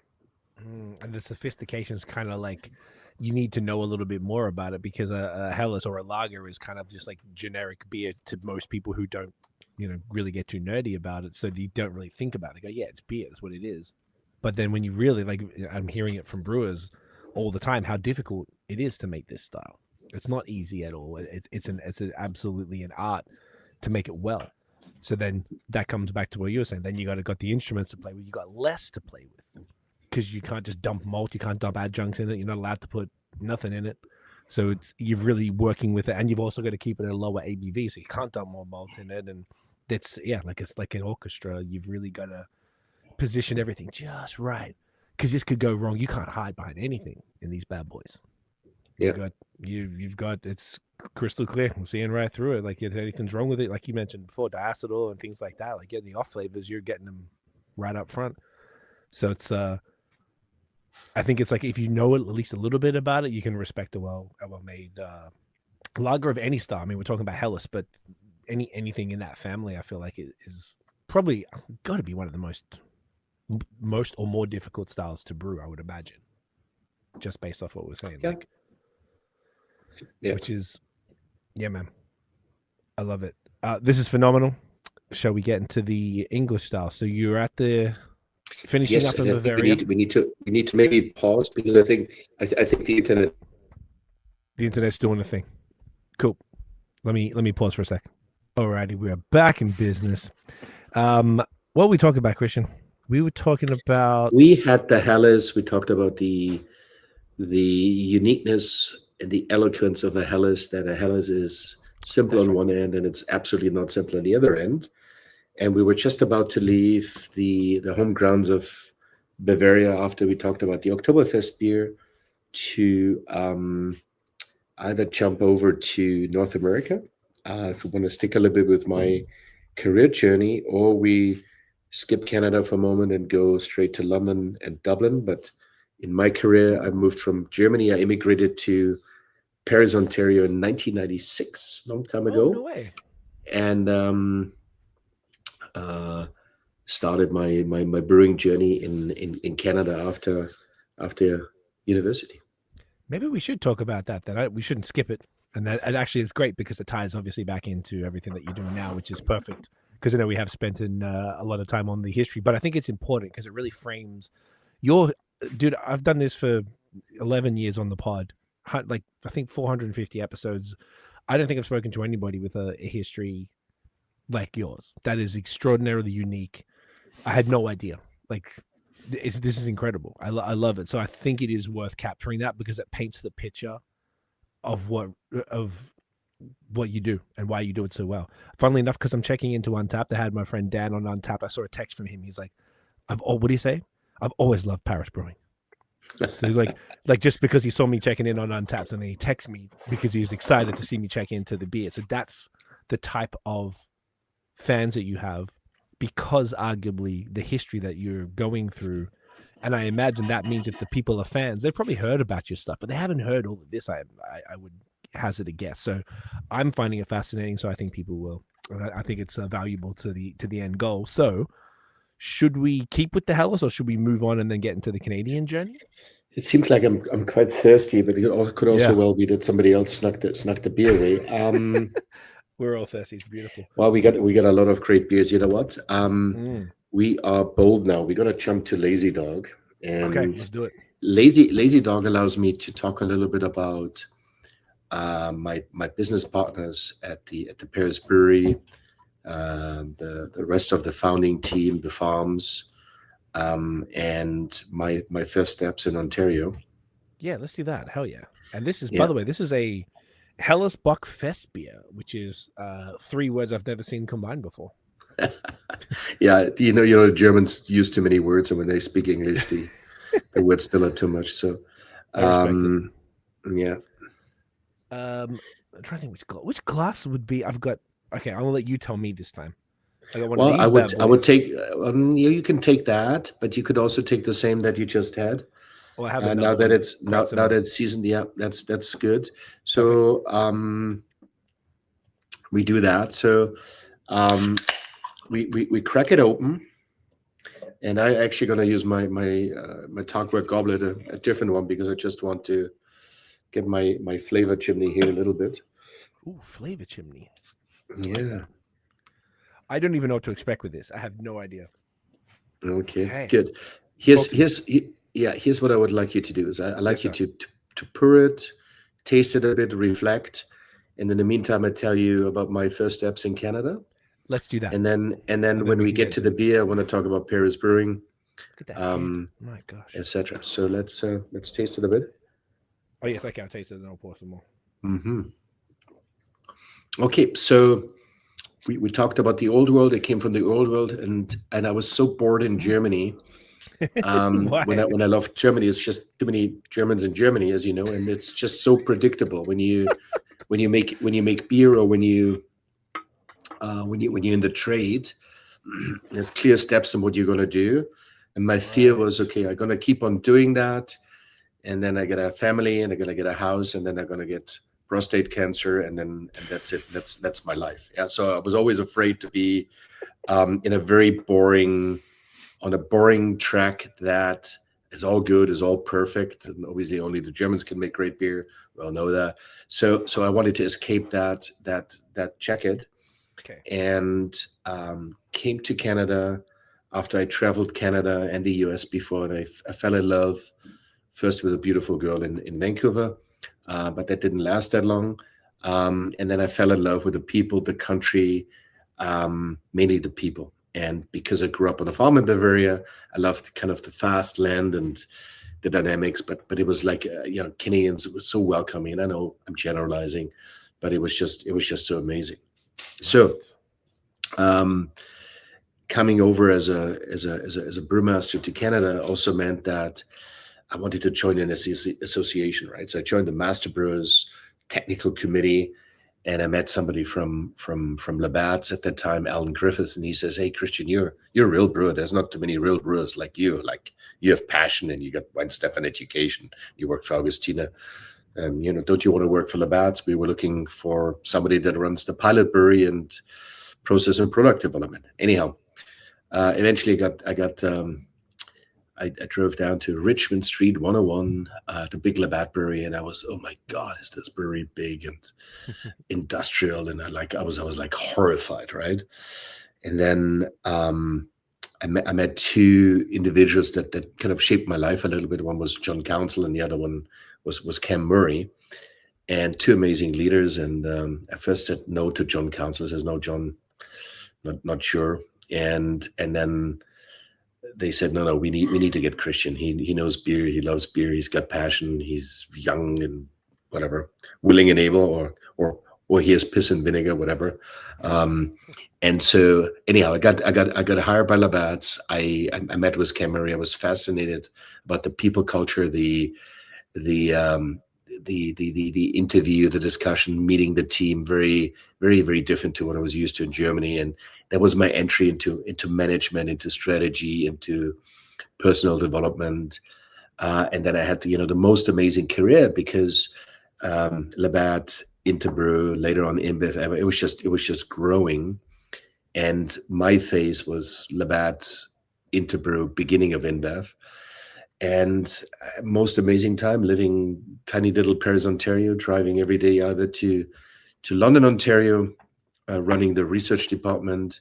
I became the director of innovation and technology development for the Americas, and just great career, great people. And while still living in Paris, and also commuting to Bay Street at that time, where the offices of Labatt were, and marketing and innovation. So I had this yin yang between the operational element, the process, the research, and then the product development, and then the marketing and sales. And that became me. Like, this is exactly where I want to be. It's kind of create and commercialize, create and make it happen, create and understand people. The first time I was exposed to market research, to deep scientific, yeast research, et cetera, et cetera. So long story short, I did that. And then kind of fast forward, then came the big wave of everybody needed to go to Belgium. So I moved to Belgium, and took my lovely family back to Europe from Canada. And I kept Canada in my heart. And just as I arrived in Belgium, they completely restructured everything. So first I was head of global innovation for beer, and then a month later says, no, we're decentralizing everything. And then my old boss, who had hired me to Labatt, and I will finish the story soon. No, you're right. John had been poached by Diageo, and became head of the beer division. And he rings me up and says, Christian, there's not enough passionate brewers where I am right now, and I need you to join Diageo. Do you want to join? And I chatted with him, and then within minutes I said, yeah, I'm gonna come. And I ended up in London, England, next to the Park Royal Brewery, at Park Royal, Diageo head offices, and had my first role at in that beer division, and then eventually moved to Dublin, became head of global beer technical and whatever my big titles are. Yeah, so that brought me then to Guinness, and every spare minute I was flying back to Canada, because I was a Canadian. I was a German Canadian expat working for an Irish company, and as a German brewmaster was making all the big decisions for Guinness. Wow. I love that. So anyhow, so that was that, and I won't go too deep anymore into all the other business things, but I still get a kick out of that. That the little boy from the farm that had his first beer with 9 years old and wanted to be a lemonade maker, somehow got into the most iconic brands, if Augustiner isn't the most iconic one. So it's insane. As you were doing, I was like, I should probably write down some of these things that you got, so I'm going to put it in the notes.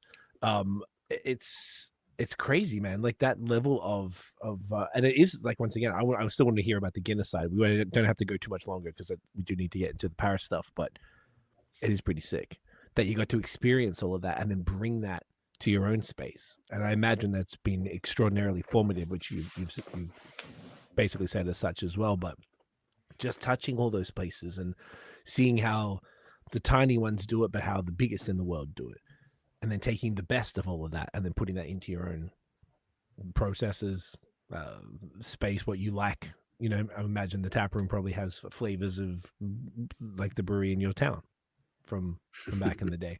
I imagine. Is that a fair call? It is. I think it's all one big concoction, and Yeah. some say because I have a German last name, a German accent, they would say, "Oh, you brew German lagers, right?" I says, "Well, yeah, too, but also I brew Irish porters. I brew African sorghum beers. I brew Belgium Abbey beers. I basically brewed in every continent, and so I think yes that you will never get the Bavarian out of me in terms of some of the beer styles, but I was always open to other beer styles, other techniques, and for me, when I brew a beer that's based on purity law, I brew it with the purity law, and I believe in it. But when I brew a beer that's authentically from a country that doesn't have the purity law, I give a damn about the purity law because I'm brewing the authentic beer from the country and their laws or their principles. What you will not find me ever doing is brew a marshmallow beer or marshmallow stout or whatever. This is where I would rather cut my hand off. Now,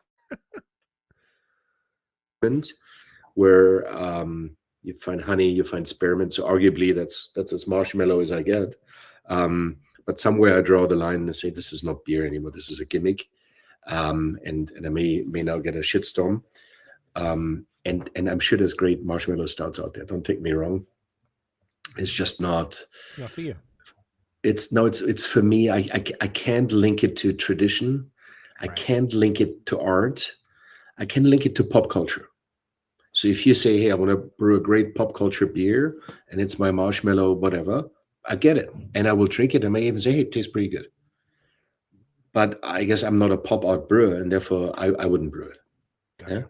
So it's not, I'm not looking down to crazy beer styles, but I look down to a little bit the definition of beer, a little bit the purity of what's beer all about. And when you stray too much, I'm saying it's a different category and it's not beer anymore. So, but yeah, it's nearly like politics, right? It's like you believe in this, you believe in that. This is where your values are and where you go, and so that can be different, obviously. Yeah. Totally. You're absolutely. I know so many. I've had friends that aren't from Bavaria who share those exact sentiments, and we've had arguments. I like everything because I came up here. So I learned about beer in a much less traditional sense. So I've got a less traditional approach to it, but I've learned to be, as you can tell, I'm fascinated by this, by the tradition, because I didn't learn about it to begin with. I came into beer in 2011-ish when it was traditional color wheel. You know, you had every brewery had a lager, an amber, a nut brown, a blah, blah, blah, you know, that type of vibe. Then you discover Belgians and you're like, what the fuck is this? This is insane. And then all the haze came, smoothies, crazy stouts, all of that. So then I got pretty into all of that. And look, I'm extraordinarily into all that stuff. But God damn it, I love the traditional stuff because I feel like I went too far on the other side, and I'm not leaving that side, but I want to learn so much more about it. I just see it's fascinating. So I think it's important. The best breweries, to me, are the ones where the people who are making the beer make the beer that they want to make for the exact reasons that you just specified. If you did a marshmallow beer, it would probably not be great because you don't care about that style. Just like I've had New England IPAs because that's the thing the kids are drinking from breweries who don't care about it. So it's typically not that good because their heart's not in it. They're doing it because it's just some product that people are kind of asking for. And I just feel like it's better for the brewery and for the end product that you just stick to your guns no matter what those guns are. If that's what you're into, you're from Bavaria, so cool, man. You know pure stuff better than anyone. So don't stray from that if it's not in your heart. Don't do it because why? Make the shit that you think. The fact that I was telling my boy texted me because he was excited that I was checking into your beers. That says a lot about where people like, and it's because your shit is excellent because of what you like to brew. So yeah, I don't think you have to apologize for not liking something at all. And I think it's awesome that you love what you love and you do the things your way because that's what makes every brewery kind of really unique and sort of special. And that's why you would go to that place. Or maybe you love some and not so fond of another one. That's the whole point. That thing. So very Very well said. Very, very kind of you. So, do you want to talk about lazy dog now? Can we? I'd love to. I don't know I don't know how to interpret it. If I had to, now, if I didn't know those three words, which is on the can, Helles, Bock, Festbier, I probably would have just said it's a Bock, but a lighter Bock beer, because typically what 7, 8, 9% or whatever for Doppelbock or any other. I'm not super familiar with them. I don't drink them very often. So Festbier arguably is this is typically what maybe a Festbier, when we were talking about it earlier. Well, many of them, not all of them, because obviously they're all different for the reasons you explained, kind of look like this. So if I had to guess, I don't know what makes a Bock, if I'm honest, and that's how we will talk about it. I will tell you. If you want to know what a Bock is, I will tell you. You Please. will not forget that. I won't. I definitely won't. But I would be like, okay, well, maybe the grain bill is like a Festbier, and it's definitely giving that element. But I think there must be like a Bock yeast or something that turns it, that delivers the flavors, because it's giving it's like the yeast or something is delivering like a bit of, I was gonna say banana and clove, kinda. It's like a spice. There's like a spice that's almost like the rye, but deeper. I don't really know how else to describe it. It's So let me build a bridge here to save me. Yes, let me save you. So I think the Festbier element is a bit misleading, not because we want to mislead. Okay. So we felt that people may not know what a Bock is, but they may know what a Festbier is. And to be honest, seriously, I take this away as a homework to see how I can simplify the definition of the can. So you may not expect that comment, but anyhow. Gotcha. So Bock beer is simply a stronger lager. And in order to be a Bock or a double Bock, you need to have a certain OG and a certain ABV. That's okay. It. So with the lazy dog, I think you have 6% on the can. Correct. So we're usually sitting between 6 to 6.5, and you're just short of a double Bock. So you're not a lighter Bock. You're a full Bock. You're not a double Bock. Understood. And it's a category that's actually growing right now, believe it or not. So you're just a stronger beer, and what you get in terms of the flavor delivery is a bit of the warming alcohol. You're in the higher octane level. You're getting in there. You have tons of maltiness, and then again, because we use our own hop varieties, you have a unique combination between the bitterness and somehow part of the hops not coming through that heavy malt bill. Yeah. So there's a sweetness, there's a warming alcohol, there's a certain strength to this beer. I would say there's a bit of a vanilla, but that mainly comes from the yeast that needs to work hard to convert all this beautiful malt into mourishness and alcohol. So you're simply drinking a strong beer here that that allows the yeast to puff out some unique aromas there. Okay. The warmingness obviously is the alcohol, but there's no different yeast. It's essentially just a lager yeast. It's just a lager yeast, yeah, absolutely. Oh, interesting. And so some brewers make high gravity beer and then they dilute it to normal gravity for productivity. So arguably this is a high gravity beer, not diluted. And the lazy dog link comes from, you feel the alcohol, you feel the potency, so you become a bit more relaxed and lazy. And the dog is actually a real dog from John and Marsha and Megan Edgar and Catherine, so business partners and co-founders. And they also have the land on Rest Acres Road outside of Paris where one of our hop fields are. Okay. And so we just combined lazy dog with kind of, hey, you get a bit lazy sitting at the dog of a bay with sipping that stronger beer. And so maybe that's the opportunity to talk about Paris Brewing. And legally our name is actually Paris Brewing and Malting, because even so we grow our own hops. We started to grow our own hops, growing amazing hops. We still have the plan to do our own malting too. You and I just touched on making malt before, also my maltster background. But we've been so consumed with growing the brewery, running the brewery, learning how to run a good restaurant, beer garden, indoor farmers market events, COVID, you name it. So it's been intense 5 years since we opened.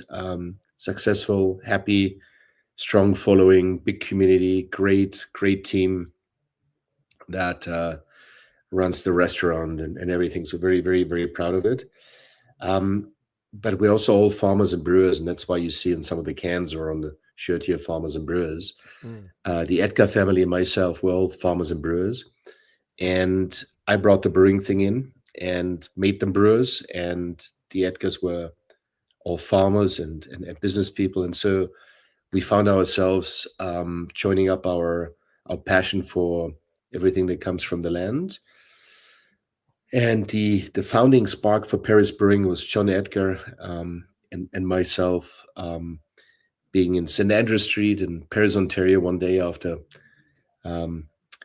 church Sunday with some friends, and we said, "Hey, we should open up a brewery one day in Paris." And this is like 25 years ago.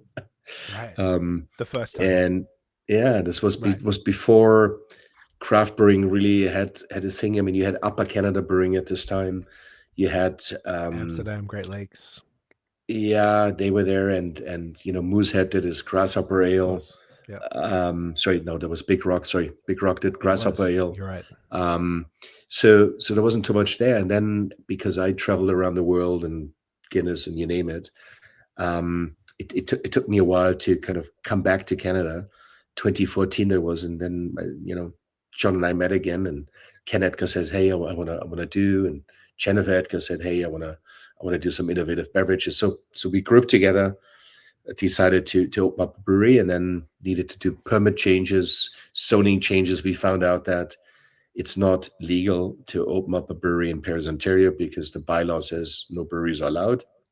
So we had to do a bylaw change. Long story short, we found this amazing building, Wincy Mills in downtown Paris. Our hops was already growing, and then we opened up 5 years ago, and and then COVID came, and we mingled through that, and here we are, over 28 beers any one time available, 16 beers on tap. I still feel stubby bottles. I've got 750 ml bottles. I got the beautiful kegs made in Franconia for me, where with a brass fitting, we tap it. So a combination between tradition, our own farming, and evolving. And right now we're looking at the world and seriously toying with some really unique innovations, and also how to just continue what we started. That's awesome, man. I love that. Just to tie them in. So after Guinness, what did you do with Guinness again? No, Guinness. What? No, Guinness. Sorry, Guinness. Guinness came after Labatt, and I had several roles at Guinness. One of which is I was the senior vice president and technical director, I guess is the title. So I was in charge of engineering, quality, innovation, and the governance of the Guinness brand worldwide. Jesus. That's massive. So a team of 30 people in Dublin. And we also did all the brand change. So when a Guinness had a new can, or when a Guinness label would change, or if we created a new Guinness variant, my team would do that. And in a certain way, that's what I did at Labatt's as well. When I was technical director at Labatt's, I was same thing, about 30, 40 people. We did the R&D, we did the innovation, we did the brand change. So in a certain way, just doing something similar what I did at Labatt's, I did at Guinness. So that was my main role. And my first role at Guinness was to look after all the third-party operations. So Guinness and Diageo had 53 breweries and distilleries around the world who would do the one or other brand. And I was in charge in that. And then my last role in Diageo Guinness was called Group Supply Chain Director for East African breweries. So Okay. I moved my family from Dublin to Nairobi, and then I was in charge for East African breweries, which is Nairobi, Tanzania, and Uganda. And Uganda is fairly big brewery. Nairobi is a gigantic brewery, including malting plants, glass factories, distilleries. So we did that, and then eventually I jumped back to Canada. Okay. So that was what the dot I wanted to connect was. So Dublin, Nairobi, then back to Canada. Yeah. Okay, and that's when you reconnected with your business partner in Paris, um, to then be like, look, hey, we're serious about this, about starting a Yes, place. and Okay. and of course there were additional projects and steps and other businesses I co-founded. The podcast is not long enough for that, but Right. it all has one common thread, that I love brewing from an end-to-end perspective. I love the business, also the engineering, the design of brewing equipment. So I also did that in between for a friend in Abbotsford, BC. So when we came back from Africa, we actually moved to BC first. Still had our cottage in Ontario. So it gets complicated. Nobody's interested in that. So, and if anybody's that's good. interested, Yeah. come in the tap room, and we have a couple more lazy dogs together, and I tell it all. And go through that. Okay, so then after BC, back to Ontario, and then that's when all of this happened, and that's what you just described. I just wanted to like tie that all together. Yeah. So your business partners were farmers, and you were the brewer side. So did they have the hop farm, or you planted that together? So we planted it together, the whole family, from grandfather to the youngest in the family. Okay. And I brought the idea, brought the connections to Bavaria. My friends in Bavaria are multi-generational hop farmers. They came over, helped us to build the trellis.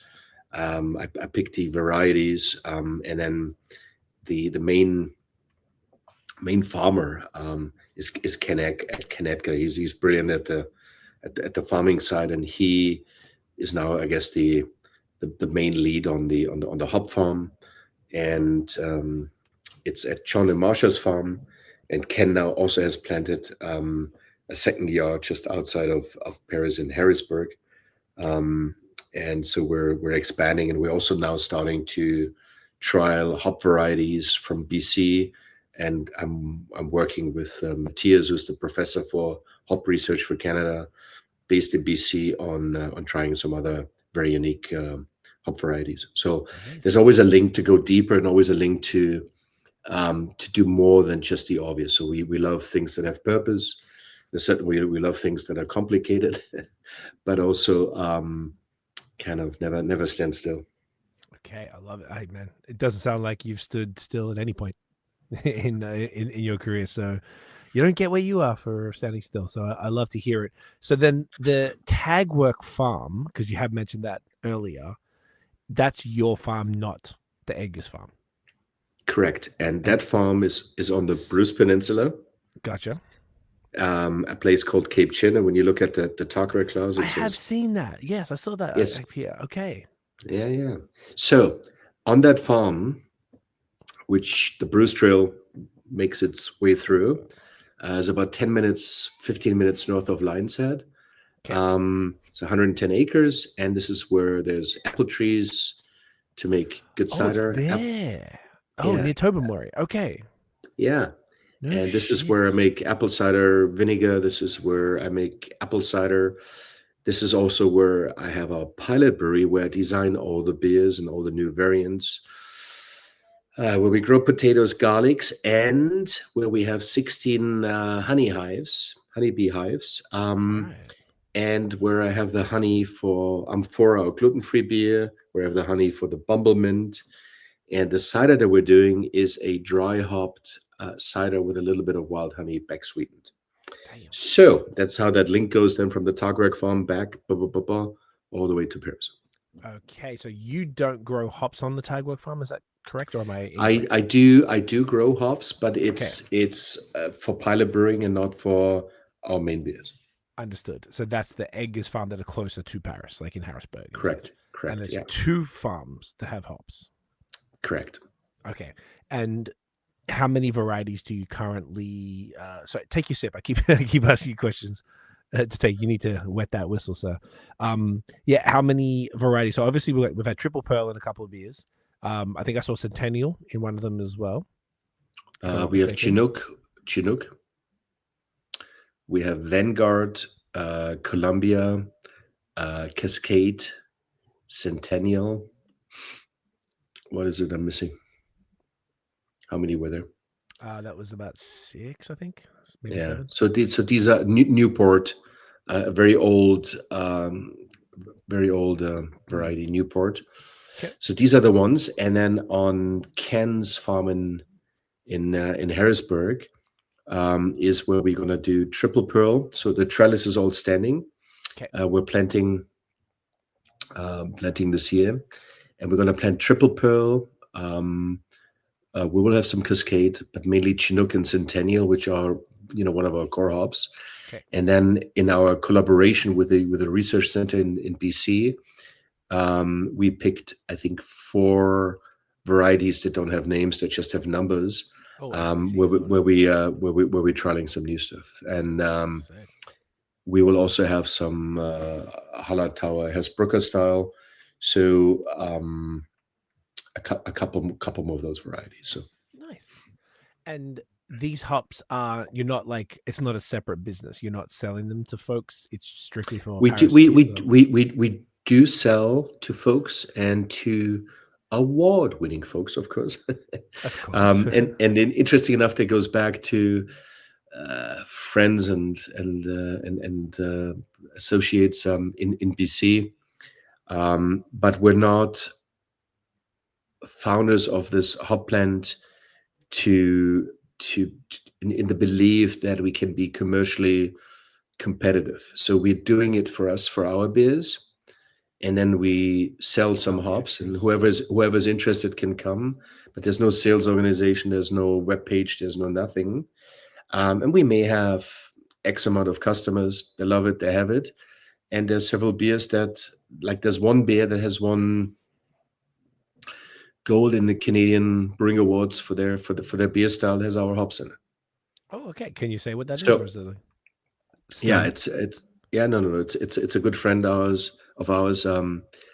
Peter Schultz is the brewmaster.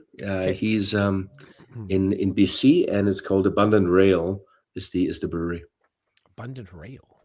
Yeah. There's so many breweries everywhere. That's Abandoned Rail. Yeah. Okay, sick.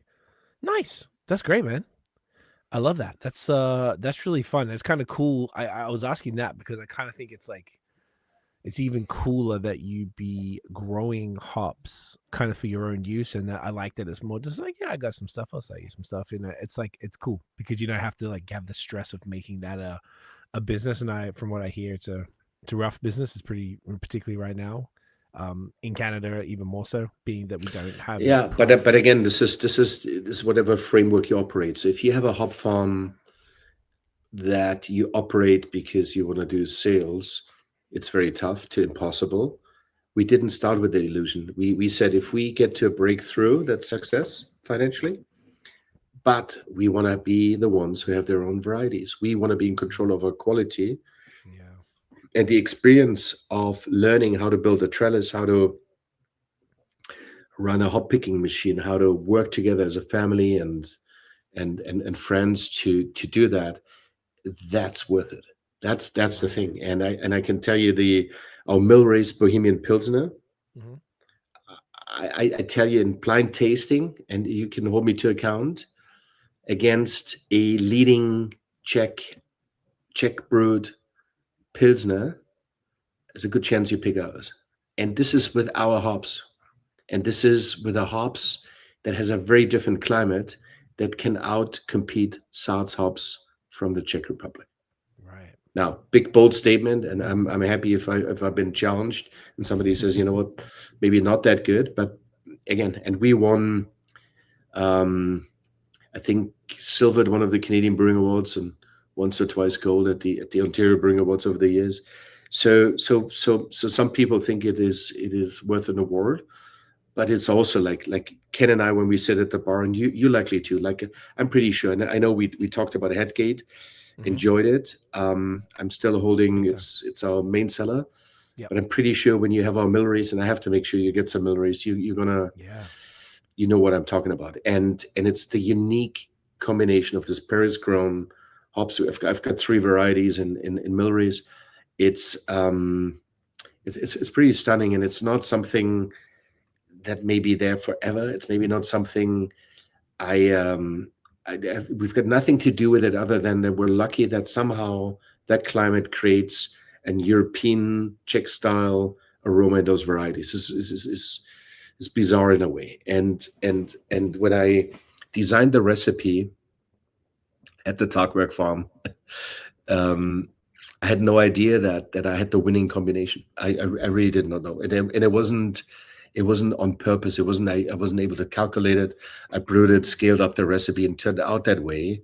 And it's one of the most amazing beers. And again, this is the thing about brewing. You have elements that you haven't done shit all. It's not because this experienced brewmaster from blah blah blah. It just happens to be we had the right ingredient, put it in the right style, and somehow it works. Yeah? And I always want to say that it's not all skill, it's not all abracadabra, it's not. Sometimes it's just whatever, just turn out that way. And then the trick is to hold it, and then figuring out why the heck is it so good. Like is it this? Is it that?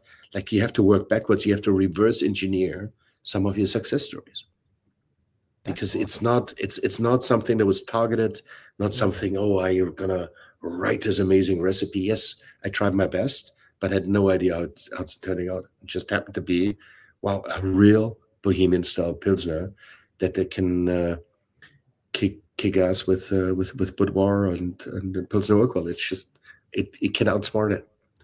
Bold statement, I get it, and if I get shit mail or whatever, that's okay too. But it's shit mail.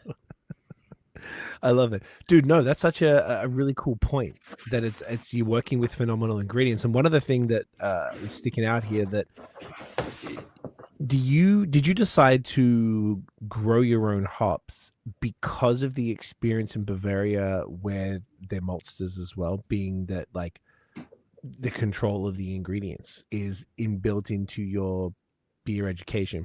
You would have grown up seeing these Bavarian breweries. Most of them were malting when you were coming up. Obviously, like you said, like 5% are doing it now. But was that an inspiration where you just like, I just want to control it. I don't want to have to buy from these hop farms and blah, blah, blah. I want to control that. Was that inspired by that at all? Yeah.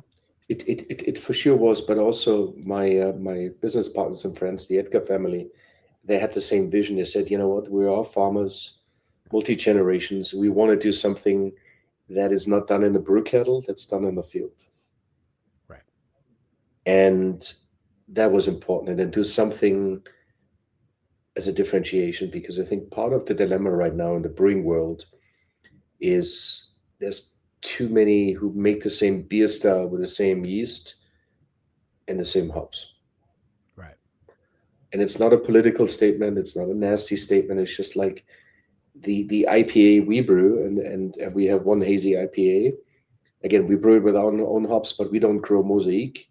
Okay. We don't grow Citra. We don't have El Dorado. So we don't have those styles. I can't make it. I don't have the ability. I can outsmart a Czech lager, but I cannot outsmart a Mosaic and Citra. I just don't have it. I have an amazing Centennial and Chinook and Cascade that are also different. So we brew our hazy IPA, with a different citrus note. And but everybody else who uses the same hops, the same yeast, is completely exchangeable. Right. They all taste the same. They can all taste the same great. Again, it's not a judgment on what's right, what's wrong. It's not a judgment on good or bad, but it's a judgment on there's no differentiation. Right. And I believe part of the dilemma that craft brewers have, and that brewers have when you are exchangeable, because everything that you use, somebody else is using as well. So back to the hops, that was always the idea. We are not exchangeable. We are unique, and we are grounded, and we're in the community, and we're creating jobs on the farm. Right. So that was the thinking there, or is the thinking. And we want to do the same thing with malt. It's just we couldn't lift that heavy stone because we're consumed by the hops and the beer and the tap room and everything that we do, and the COVID and the economy. And yeah, that makes a lot of sense. So then, do you only use your hops in your beers? There's never any other. 100%. 100%. Okay. 100%. And it's not, awesome. and it's not that we're saying there isn't great other hops. No, of course not. No. But it's a little bit like if you're a potato farmer, you use your potatoes to make your French fries and don't buy potatoes elsewhere, right? So it's just stay simple, stay pure, stay local. It's not with a thing that's the only way to do it. So there's no arrogance, there's no ego, there's no nothing. It's just that's where the labor of love goes. This is ours. This is local. So I want to have the local terroir in our beer. And if I cannot make a certain beer style, I will not make the beer style because I don't have the hop that fits it. Simple as that. Gotcha. I love that. That's like I don't think people would see that as arrogant, because I think that's like just an ethos, as opposed to you've never insinuated that anything is less than. It's just more like, hey, we want to do our own stuff because we want to do it our own way, and we want it to be unique and unlike anything else. I think that's I never even considered it from that perspective, to be honest. But well, I tell you why I'm so sensitive about that is brewers can have strong opinions, and the longer you are in brewing, the more opinion you collect. And one of the things I teach everybody is that there should never be an absolute statement. There should never be that's the only way to do it, or it's only the purity law. It's only this. It's only that, and a porter can only be done that way. I share knowledge in a way where I'm saying there's all these different views, or this school of thought or that school of thought, and you have to find your own way. But you have to be considerate. Everything is cause and effect, law of physics. So there isn't anything that doesn't have a ripple. Everything will have a consequence. As long as you do that, that's great. But there's many, many ways to skin a cat. There's many ways to brew a beer. And I had beers where I said, I love this beer. And they bought the cheapest malt. They bought the worst hops. They didn't have an educated brewer, but it just turned out amazing. So what's the answer for that? Yeah. Right. So it's not one single ingredient makes the best beer. It's the totality. It's the sum of all parts that are not all controllable. Yeah. Dude, yeah. I love it. I love just the idea of being in control of your own ingredients. So then that's the differentiating factor when everybody typically, just due to there not being that many suppliers, like, you got to go to Yakima Chief to get the P&W. You got to go to NZ Hops or Freestyle if you want the New Zealand hops. You got to go to either the big maltsters if you want European environment, or you go to the local guys or whatever it is. But there's finite options, and at the end of the day, there could be people and other beers in the same area that has the exact same combo of you went to Escarpment Labs for the yeast, and you went to this maltster, and you went to this hop farm, and you whatever. So like what you're doing is really just differentiating the brewery, differentiating the products, being that like, all right, we're going to control as many of these elements as we can. Just logical to me. I've never heard anyone say that in that way. Yeah. And you gave me a couple more keywords. Do you want to chat a little bit more? You want to open up another beer? Next beer. Let's go to the next beer. If you're good for don't need a break or anything, we can. No breaks. Yeah? Who needs a break? Break? You know, the bio break, as we say. But I'm all right. Ta ta ta ta. Ooh, okay. Ta ta ta ta. All right. So this one is fascinating to me as well. Another super interesting style. And you mentioned this earlier with was it local mint from your farm? The honey is from the Tagwerk Farm. Okay. The mint is organic experiment, but don't crack it open yet. Let's chat a little bit and then open the beer to shut me up again. How about that? No worries. I just recalled when we talked about when I said when I teach or when I coach or when I educate people, that part of my career when I came to Paris, before I was opening up Paris, I was also the CEO and president of the Civil Institute in Chicago, which is the the oldest brewing school in the Americas. Yeah. I forgot about that episode. So. That's a serious one. They're coming to Montreal, I heard. Yes. We it didn't hit me as a surprise. It was in the plans, but okay.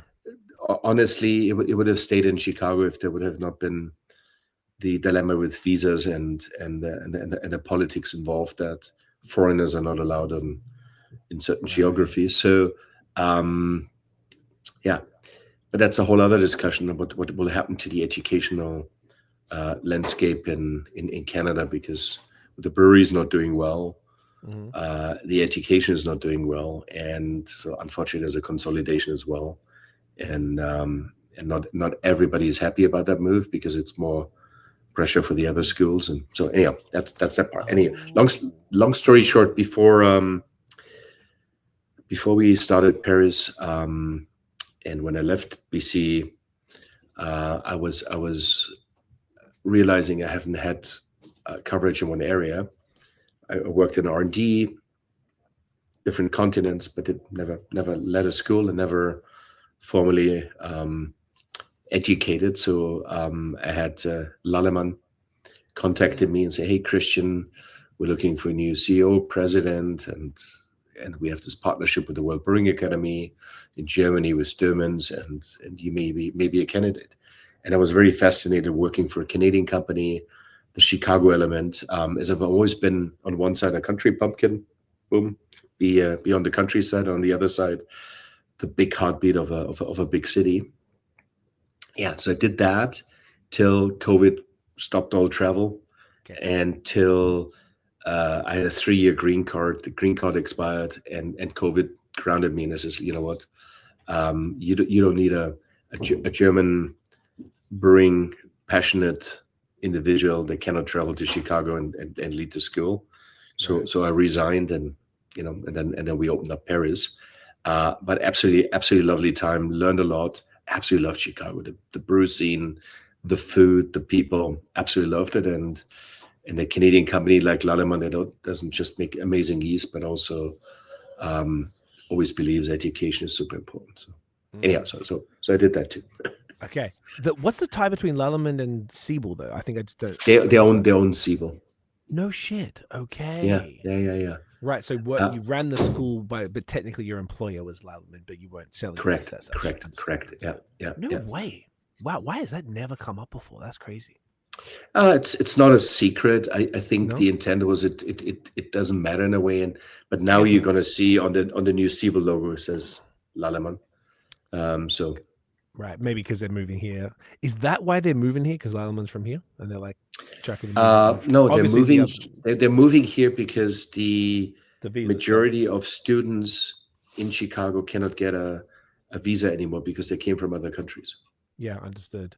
We have I know Niagara College has a similar thing with their program, and there's different ones. Yeah. And the majority of, from what I'm told, the majority are international students. So that would check out. Interesting. That's sick, man. So, but then also there's lots of synergies. Again, I can't speak for Lallemand. I'm just speak what I think or what I know. There's great logistics in Montreal. Montreal is a great city. They've got a bakery, research facility, and education center there. They've got their yeast research. So it's a fantastic place.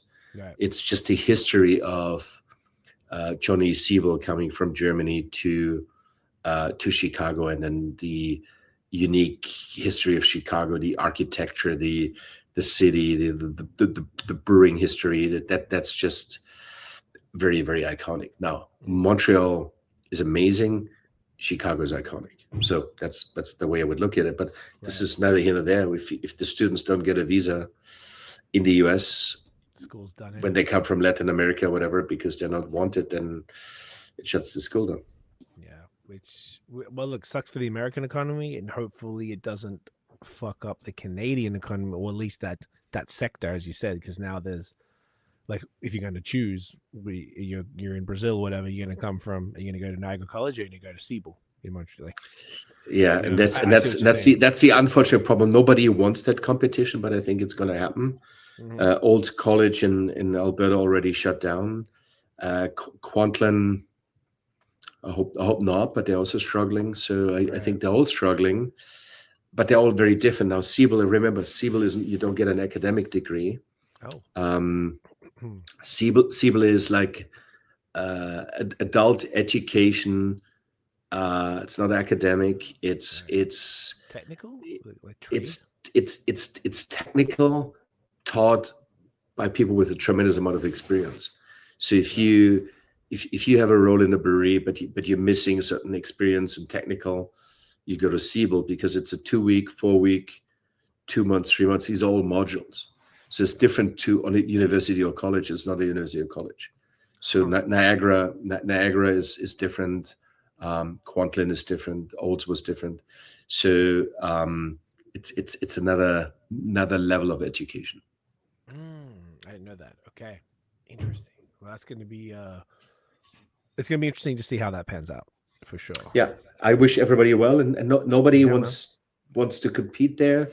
They all have the justification. They're all a little bit different, but the market has shrunk so much, and right now we're in a phase of breweries closing and not really opening, and yet it's the natural pendulum between too much and too little, and too fast and whatever. So again, it's the circle of life. Yeah, it's interesting times across the board for beer.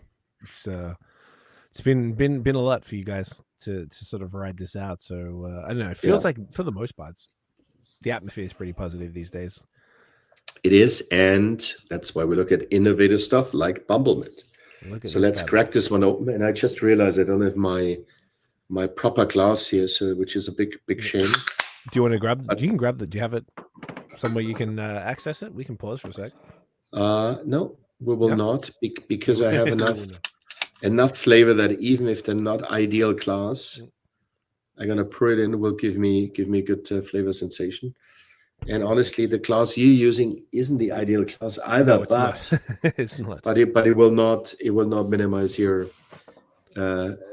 experience here. What is the ideal glass for this one? I meant to grab my wheat beer glass. I messed up and did not grab it. Well, the wheat beer glass would be ideal because the basis is a wheat beer, but it would be more traditional rather than the wheat beer glass on this particular variant giving you necessarily a totally different flavor experience, because it is so flavor rich and so flavor forward because of the carbonation and the slight re-fermentation in the can. Right. So the carb, I thought I poured it poorly. So it's really just highly carbed. Okay. It's highly carbed, and because it has the wild honey, the honey starts to ferment a little bit. Gotcha. Does that make it put the can in danger of secondary as such, and like because it's a good everybody drinks it before it explodes, but we had it exploding, put it this way, with the wild honey. It's not pasteurized, and but we only had it exploding after 6-8 months and having it 3 weeks in the hot sun, and you get the temperature really hot, and the natural yeast that comes from the bees into the honey will do its job. We'll do it. Okay.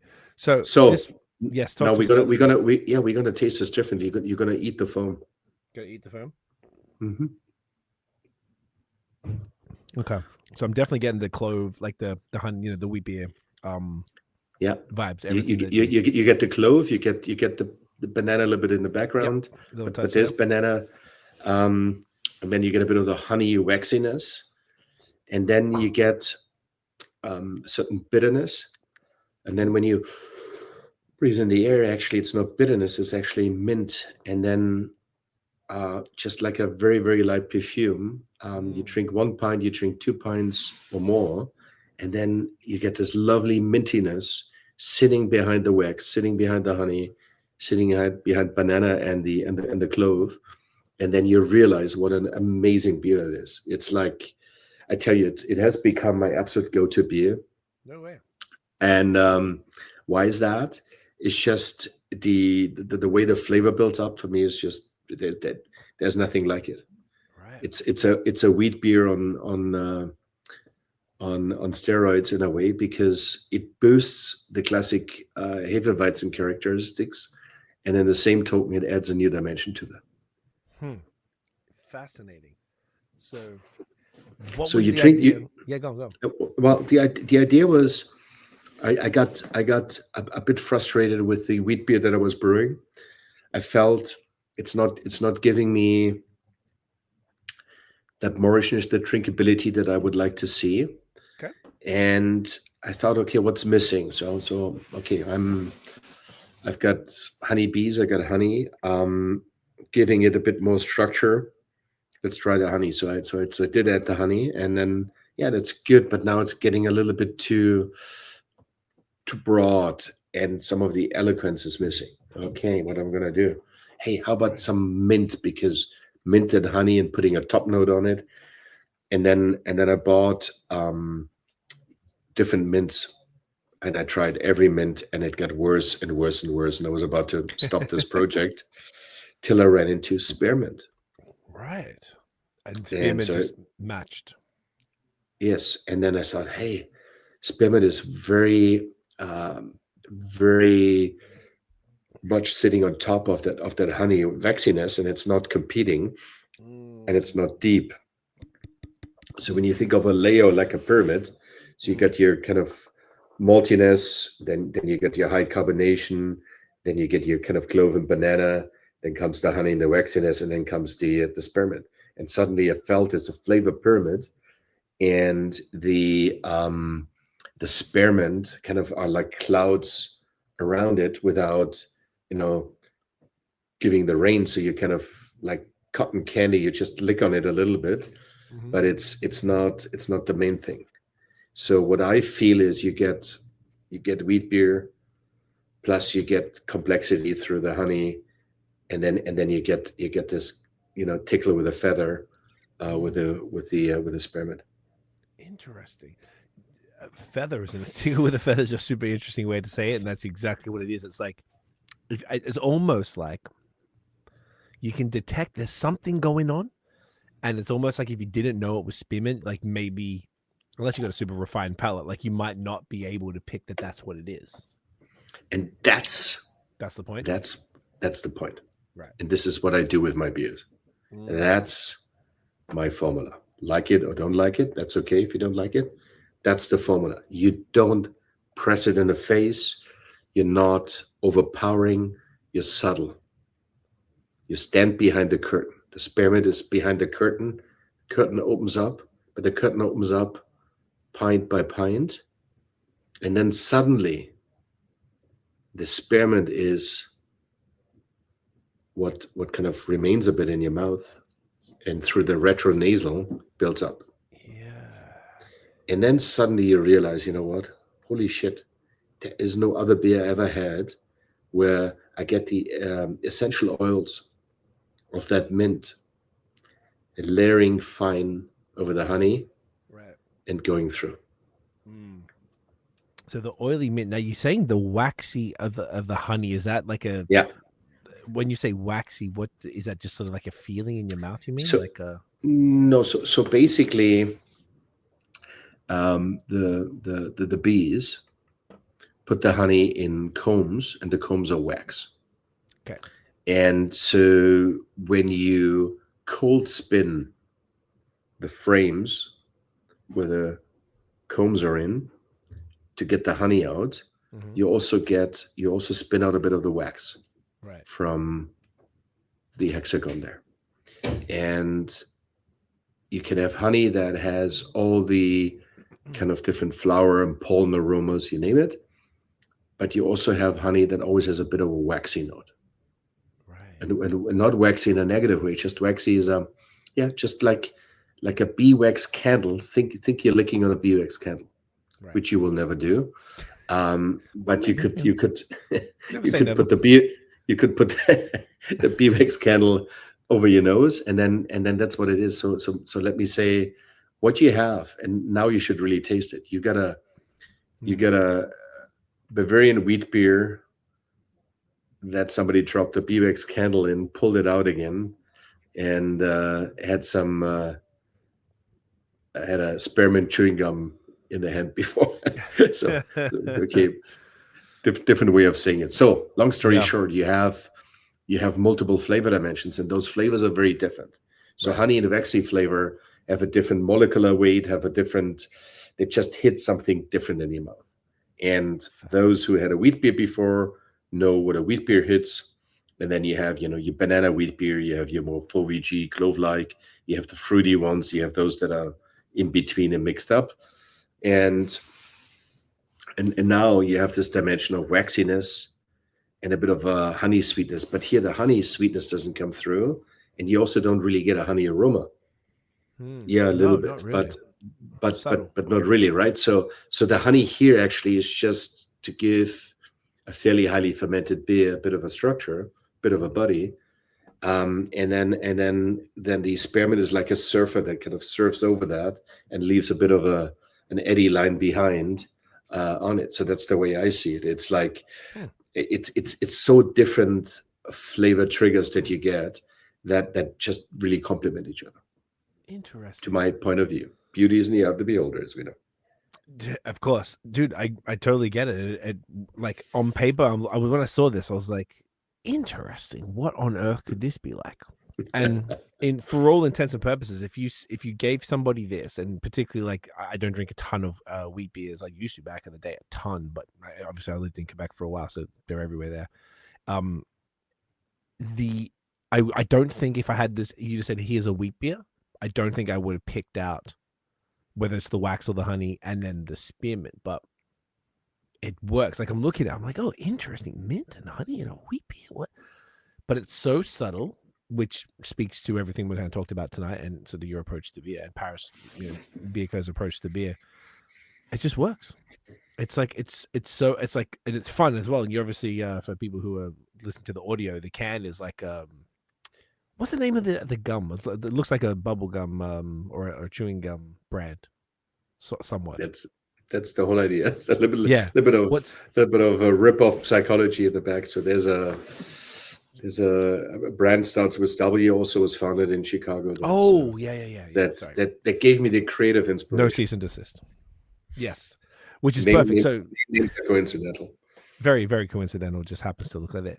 Yeah, but yeah, like it's very eye-catching, and it's very this is really a unique beer. And this is what I thought, like not knowing a ton about what it is that you do, and then seeing the lineup for tonight, I was like, oh, blue raspberry Gose, a honey spearmint wheat beer, like alongside a bit more traditional things like the table beer, the Helleslager, and then now the Bock, and we got a couple more as well. But fascinating. It just works, dude. I love it. How now this one, is this a year-rounder? Absolutely, yeah. Okay. What's the vibes in the tap room like? Are people like loving it? What's the deal? Yeah, they do it, to be honest. It's a fun brand, it's a young brand. It's I would say everybody who tries it sticks with it. And I think everybody, you described it honestly well. Everybody who sees it the first time has no clue what it is. And when I'm at the farmer's market with it, some people stand in front of it, says, no, I try something else. So technically, it's the anti-marketing beer because of spearmint honey, Bumble Mint, the wheat beer. And yet I'm saying, holy shit, I'm surprised that people are so lame in their creative thinking that I cannot make the bridge. Right. Yeah, I'm pretty sure if I would go in a cool Toronto outlet, I couldn't keep up with it. I had no illusions that when you make a wheat beer and you call it Bumble Mint and you have mint in it, that the people would struggle with it. And I think people don't struggle with the honey, they struggle with the spearmint. But to be honest, I just have a big smile because you taste it, you're gonna love it if you like wheat beers, of course. Yeah. And I'm really proud how the brewing team and everybody's kind of balancing out the mintiness. And again, now you had a couple sips, isn't it absolutely pleasant?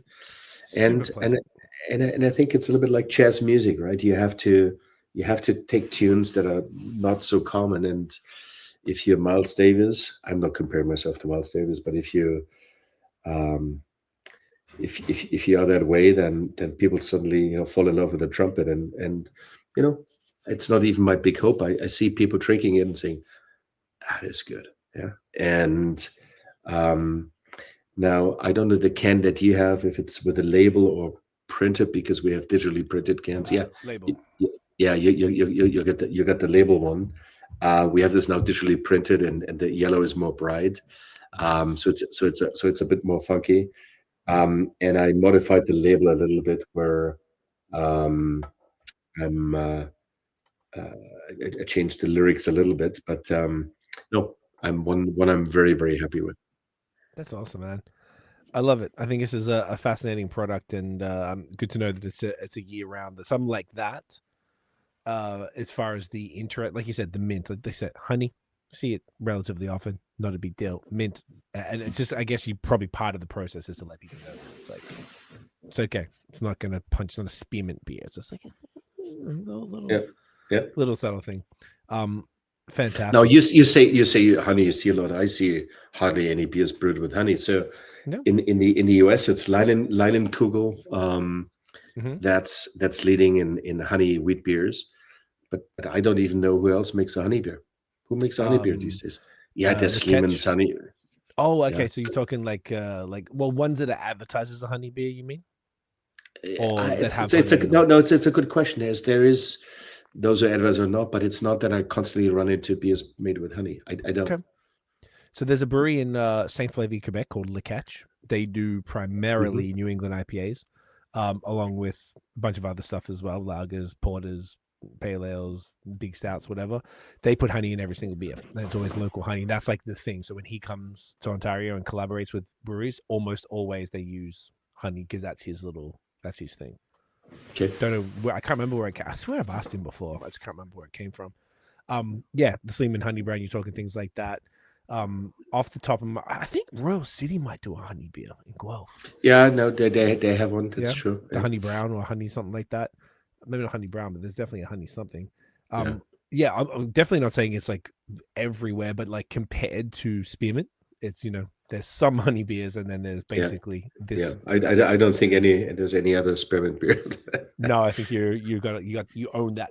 You own that target. Well, and to be honest, there's another category where I likely was the first, and there's a few copycats out. Is on our Tagwerk Quince. So our Tagwerk wheat beer with Quince. Again, not in today's lineup, but there haven't been, to my knowledge, anybody else brewing beer with quince. There are now a few, but they, I think, came after me, and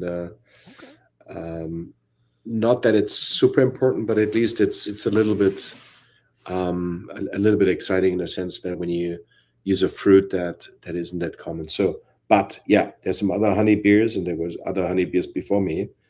But the combination of a wheat beer with honey and spearmint is I think definitely different. Yeah. And those who like it a lot, as Alexander Keith said. Great Halifax Labatt brewery, but I think it has its place. Yeah, I totally get it, man. I think it's fascinating. I think it's just cool that even from like I was told about you from Aiden about like the lagers are crazy. So that was the first thing, was like, oh, kind of more of a lager brewery. And then once I saw your full name, I'm like, oh, dude's clearly German. This kind of checks out. Beautiful. So then when I saw the lineup, when I got the packet, I was like, oh, okay, that's unexpected. And then now, like the blue raspberry Gose blew my mind, and that wouldn't have been the beer I would have thought would be, arguably my favorite of the evening so far of the five. Like, that's not what I would have picked, because I thought, oh, like the lagers would have been the ones I'd lose my mind over. Obviously, they're phenomenal, but that one is so. I think that's cool. I think it's more interesting for you as a brewer to do some cool stuff in your specific wheelhouse. Like, you're talking before about the marshmallow thing. The Bumble Mint is your marshmallow. That's because maybe some other brewers might look at that like, I'm not fucking doing that. Like, what are you talking about? Just like you feel the same way. And I think that's awesome, because you found your marshmallow. You found the fun, your level of ridiculousness is butterfly pea flower and spearmint. I think that's amazing. I think it's exactly what you need to be doing. You've got the absolute classics like the Helles and the Tafelbier, And then you got fun stuff like that makes sense for the brand and makes sense for you because you need to own that. Because I guess you are you writing the recipes, I imagine? Yeah. Yep. All 100% of the recipes and designs and prototypes I do. So that's important that this is very, it's coming from you anyway. So you're not going to do anything that you're not comfortable with. And you've just found the fun stuff that you obviously are a man of science, but and fermentation, but also like you want to mess around a bit, but there's a limit to how much you mess around. And that's within the limit. So I like it when breweries have like a thing that they got going on, but they'll play within some boundaries, I guess. And it makes sense because if you went and did a marshmallow beer, you'd be like, oh, this is odd. This doesn't really make sense for Paris, but then these other things do. So it's I don't know. I like that a lot. I just think it's important for breweries to not really do stuff they don't want to do. Otherwise, it's you just get half-assed things that perhaps I don't know don't connect with people because it didn't connect with the person making it, and they were doing it maybe because they felt it was a commercial requirement. As opposed to like and if I can tag on to this one is, please. I mean, it's a free world. Everybody should brew what they want to do. They should just be prepared of that you're likely better off when you do where there's a reason and a purpose that fits your either your skill set or fits your passion, right? Yep. So I don't want anybody to think that anybody needs to necessarily fulfill a norm. Okay. And it's always dangerous when you have a German accent that you talk about definitions and norms and this is how the cookie crumbles. And maybe I'm too sensitive to that. Yes, I believe in that there are definitions that should be true and the consumer should not be misled.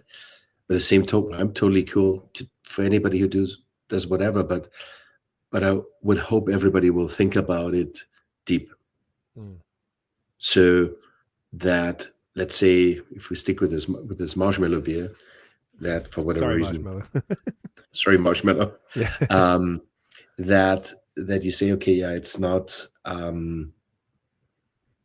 beers weren't historically brewed with marshmallows, of course not, and it's a really bad processed sugar that could be a negative.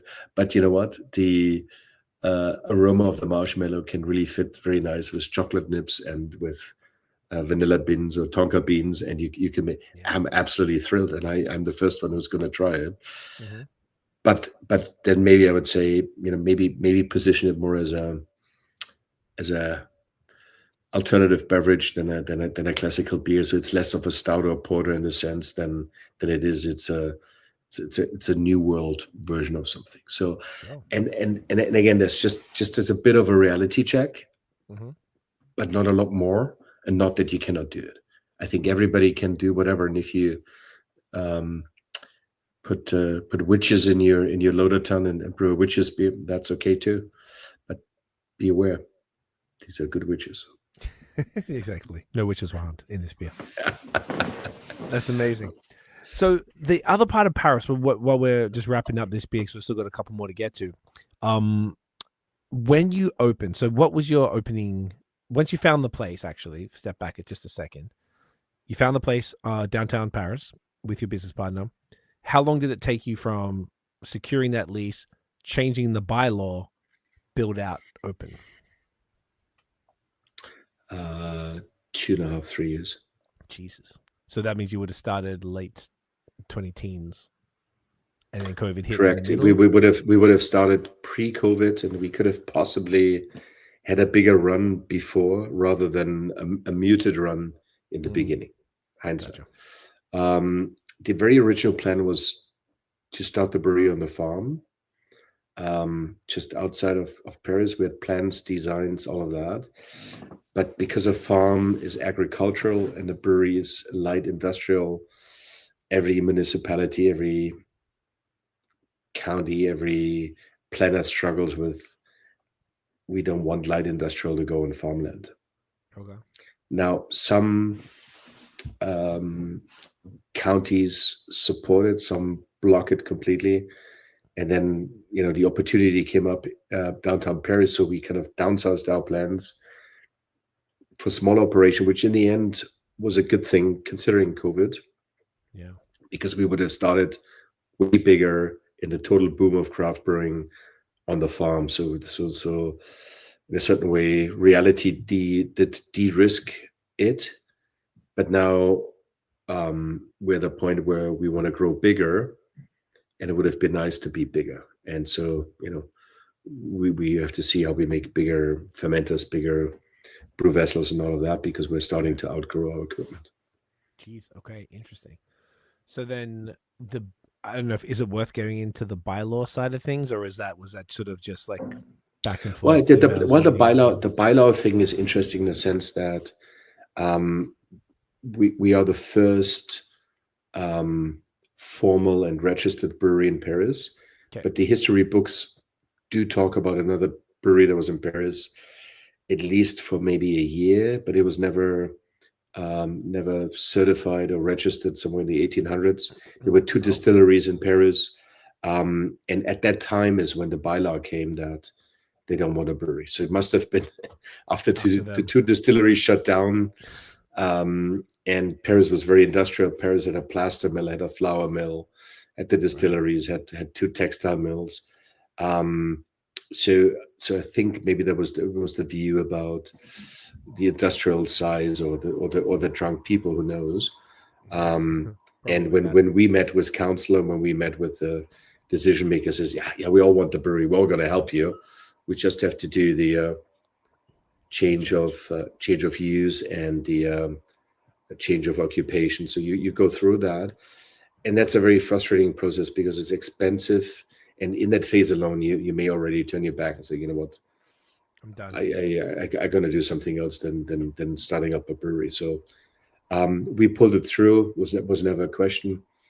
But it is a dry, cumbersome process with a lot of talking, a lot of paperwork, a lot of blah blah. So anyhow, we made it, and then very quickly did we. And it was in a certain way also one of the most exciting times as partners. So the Edgar family and myself to shape, like we built some of the furniture ourselves. The brewing equipment came in metal crates that became the the legs and the frame for some of the tables in the tap room. Cool. So that whole time, and then also when COVID hit, and when we opened up again and only one person could come in our bottle shop, and our bottle shop was a container. We called it Speak Easy, and then there was a long lineup through Paris, people wanting our beer, and it was minus 10 degrees outside in the winter. Like, this is one of the coolest moments ever.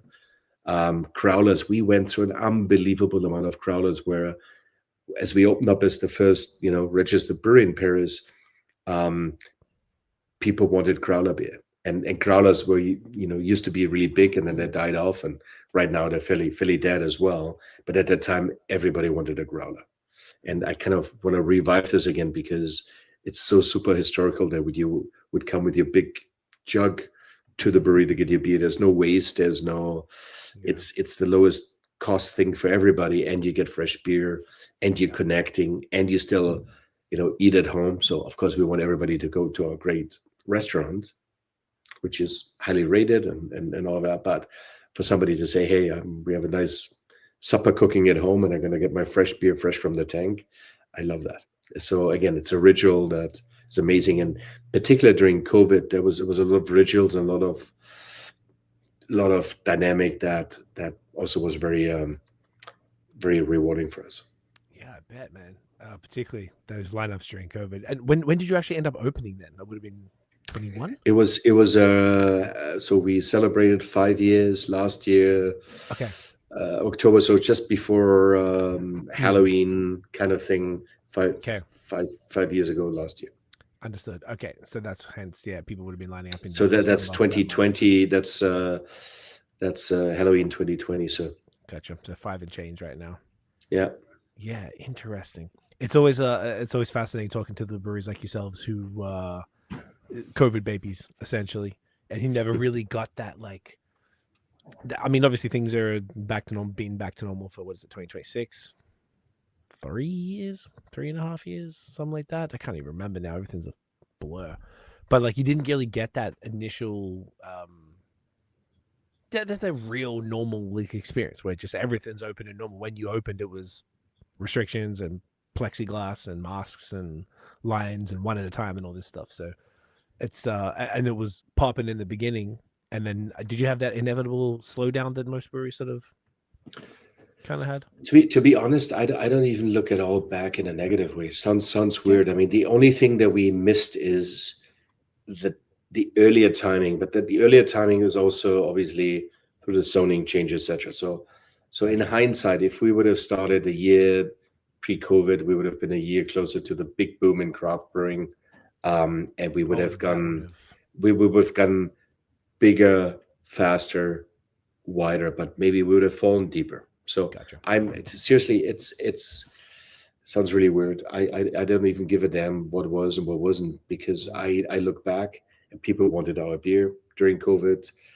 And then when people could come in one by one to the bottle shop, there was a lineup. Like, how good is that? It's like, you are wanted. They want your stuff. They want to brew in Paris. They want to have a good time. So, it's like, hey, what are we talking about? There was no problem. Yeah.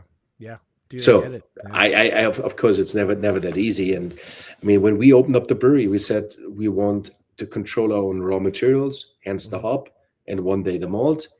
And during COVID, we didn't lay anybody off. We kept everybody on payroll. Amazing. We said we're here for the long run. Right. We're here for the long run. There is no quick in and out. There is no, I make this brewery and then I sell it for X million or billions, whatever. It ain't gonna happen. It's an illusion. Yes, there's a few breweries, whatever, Milleries in Toronto sold for 150, and some breweries sold to Constellation for whatever, billion or whatever. Yeah, there's these great lottery winners, fantastic, but this doesn't apply for anybody else. And we didn't go into that to say that's our business goal. I mean, it's great when people have this business goal to open up something and whatever, and there are businesses that are designed to be sold. And one of the businesses I also co-founded in Toronto. You see that also on LinkedIn and wherever my resume there. But that's all good. But for Paris, what it means is community brewery. We also don't call ourselves a craft brewery. We're staying completely short of that. Not because craft is bad, no, but we're a community brewery. We're there, and we're there for the long run. We don't come because of craft.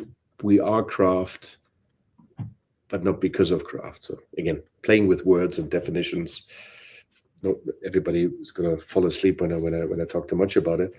But No, it's cool. I think when you're committed, when you find your purpose, when you are farmers and brewers, when you are connected to the land, when you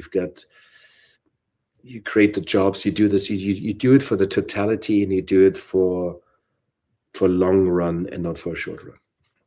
Gotcha. At least that's our value, our vision. I love it. I like that ethos. It's it makes a lot of sense.